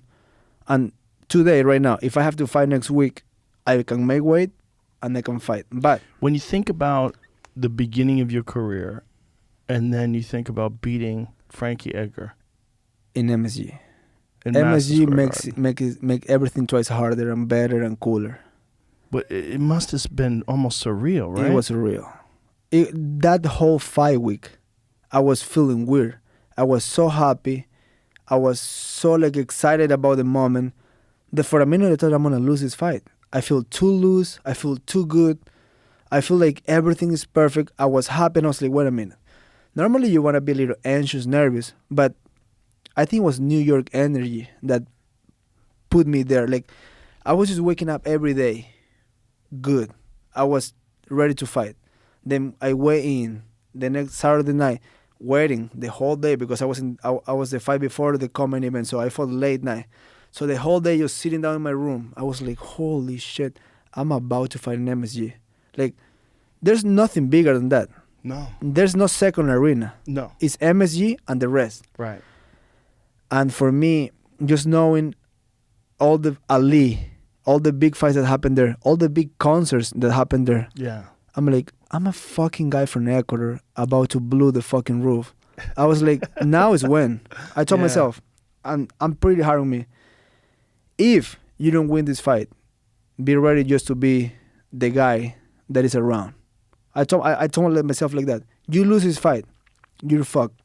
There's no second chances. There's no another MSG card for you. You lose this fight, you lose your ticket to the belt. What do you rank now? 8. 8. And so who's above? Let me see. Can you pull up the bantamweight record, the Right rankings? there. So yeah. So look at you got ahead of you. Dominic Marab. Dominic, who just won. Dominic looked good. He looked good, He yeah. looked good. He looked like Dominic of old. my fight with Aldo last December, Mm-hmm. that was close. Very close. That was close. And if Yeah. you see how Aldo kicks front ass, it's like tells me, put me in a good spot because it's like Yeah. with me it was a fight that I definitely lose a fight on getting my back taken, Mm-hmm. but I wasn't getting. Fucked And up. I felt that I was trying so hard to escape. You know, if I stand up, I'm throwing him in the ground, I'm punching. Even if it's from behind, I'm trying to do more. Mm-hmm. And that's one fight I've been asking for, do it again, but I think they will match him with TJ. Piotr will fight Aljamain, Yep. and it's only 4, 5, and 6 available. Yeah, and then Corey he's got to fight somebody else again. Merab looked great in his last fight too. Against Marlon Moraes. Holy shit, that was crazy, right? He got Marlon dropped. almost had him out. The But thing with Marlon emptied the Marlon, gas tank. He have one gas tank. He emptied that one as I a think wrap. he cuts too much weight. He's a 45er. He's so big. He's 5'1", Yeah. but he's like built like a great It's a dog. tank. He looks like a pit bull. He should go to 45, and Yeah. I'm sure he will have a good career What there. does he weigh when he walks around, do you think? I don't know, but that fucker is twice as me. He looks like And I'm tall. 160, 170. He's huge. Yeah, it doesn't make any sense. And the thing with him is like he can fucking punch. He have a He brick. can fucking kick too, man. He can everything, Yeah, but he can only do it once. yeah. If he don't stop you like he did with Starling And who? or Jimmy Rivera, or Cejudo, same thing. so yeah, but Seguro did that to him. Right, but in the same first round, he couldn't stop him. Chop him. He looked like a fucking murderer. And then the second round, he just faded. And part I give that to Cejudo because Cejudo's an animal. He have a champion mentality. Yeah, he's an animal. And- Cejudo is, you cannot make that man quit. No, There's no quitting in him. you gotta kill Zero. him. You have to gotta kill him. And he is he's just so savage as a competitor. But in the beginning, I thought Cejudo's fucked. I'm like, Marlon Moraes is a straight up killer. And I will keep bringing this over and over. It's a mindset. Yeah. You're just getting your ass kicked. But if Yeah. you stay on the fight, if that fucking bell haven't ring, you're still having a chance. When he knocked out Jimmy Rivera with that switch kick to the head, and then the same shit to Aljamain. Aldo. And when to Aldo. Aljamain went to sleep like that, and now Aljo's the champion. Marlon can do that to anybody. It's just he The can't. thing is like the moment He's got to make an adjustment. people figured it out, he have one sprint. Right, but why? Like, why does he stay so muscular? If he just lost a little bit of weight, don't you think he would be Yeah. able to maintain that better? But you know, some people is just built like that. Right. That's why I say I've been saying this for years. Go to 45, bro. Yeah. Like he should go you're to 45. you're acting like a weak man. You're coming down to be the bigger man. Even if Right. he's tiny, he's huge. When things don't go his way, though, He quit. It usually ends. He badly. quit. He gets beat up. Like Rob Font fucked him up. That was a big one. But the Merab fight was crazy because I was there. I thought for sure he had Merab out in that first round. It looked close to I being was stopped. there. It was really close to be stopped. But I also, I was with a friend. I was like, look, if Merab get a hold of his leg and just hug him, Yeah. he quit in the next round. Merab, you want to talk about immigrant mentality? That motherfucker's got He it had too. it. Yeah, And he's got it. I'm gonna tell you one thing: guys like that, guys like Pierre Jan, guys like Sanhagen, make me wake up every morning thinking I got a shit to be done. Because if you sleep, if you're thinking like you're fine, Yeah. those motherfuckers are gonna give you a nightmare. I'm gonna kick your ass. I wake up every day thinking I'm gonna fight one of those 3 guys next. Well, that's a good way to think because they're in your wheelhouse. They are. That could be your next big fight. One of those guys could be your next big fight. I think Sanhagen is gonna be next. You think so? I really believe so. And if it's any other guy, I'll be taking. And do you believe that's going to be February? So that'll be the Houston card? Maybe. Oh, Houston. Yeah, that's Houston. I think that's a pay-per-view. Yeah. That's a Adesanya. And I think my fight will be Yes. in Vegas. Oh, you think so? I believe so. Oh, so that'll be probably March? I heard February the other day. Is it a February UFC card? Yeah, in Vegas? Oh, so they're going to be 2 pay-per-views in that month? I believe it's a fight night. Oh, fight I'm night. just speaking of my thoughts. Yeah. I haven't get anything concluded. I just say, send me contract. I'll be ready. Send me location. Location with a 5-rounder, and I'll be ready. Yeah, that was one of my favorite fucking quotes ever from Khabib. Same location. Send me location. Send location. I feel if you take this as a lifestyle, like this is our jobs. Like when fighters are like at the end of each camp, they want vacation. I'm like, a fucking surgeon, when he's open your grandma's heart, he's not go to vacation after each surgery. Right. He works every day. Right. Sometimes I see fighters, they just don't work. Yep. But it's you work, you pay for, what was I saying? You get what you put it on for. Yes. And if you you're get what not you pay putting for. everything Yeah. on, you won't get what you want. No, you won't. You won't. So that's why, like, myself, I'm on it the whole time. Because there's not many years we have in this game. No. And time goes fast. Do you know how old you think you want to be when you retire? Have you thought about that? Sometimes I think 36. I want to have a good life. I want to serve the rest of my life. I want to run. I want to be fit, but I want to set my kids. I want to set myself on. I want to get the belt first. I feel if I get the belt, I can do anything I want, because that will bring all the opportunities. If you don't make it that far, you just made it halfway, and then how you get things. You know what I'm saying? Right. I feel like if you get the belt, if you do all that for the belt, from then you can defend it, and there's a lot that comes with that. So first things first, I think in my life I had my daughter's surgeries first. I did that. Get a home in California. I did that. The belt is left. Well, my brother, I'm looking forward to watching you fight again. I'm a big fan. Thank you. And it's cool as fuck to have you here to talk to you. Your story's amazing. I love stories like that. Thank you so much. I love people that just get after it and hustle and put in the work, and that's you, my friend. And you put the word out, telling newspapers, and now you hear it. So it's things that you can relate to, and you can use them to push you forward. Yes. So I appreciate you too. All right, my man, Marlon. Thank you, ladies and gentlemen. Tune in to this motherfucker because he's a bad man. Thank you so much. Thank you, everybody. Bye-bye.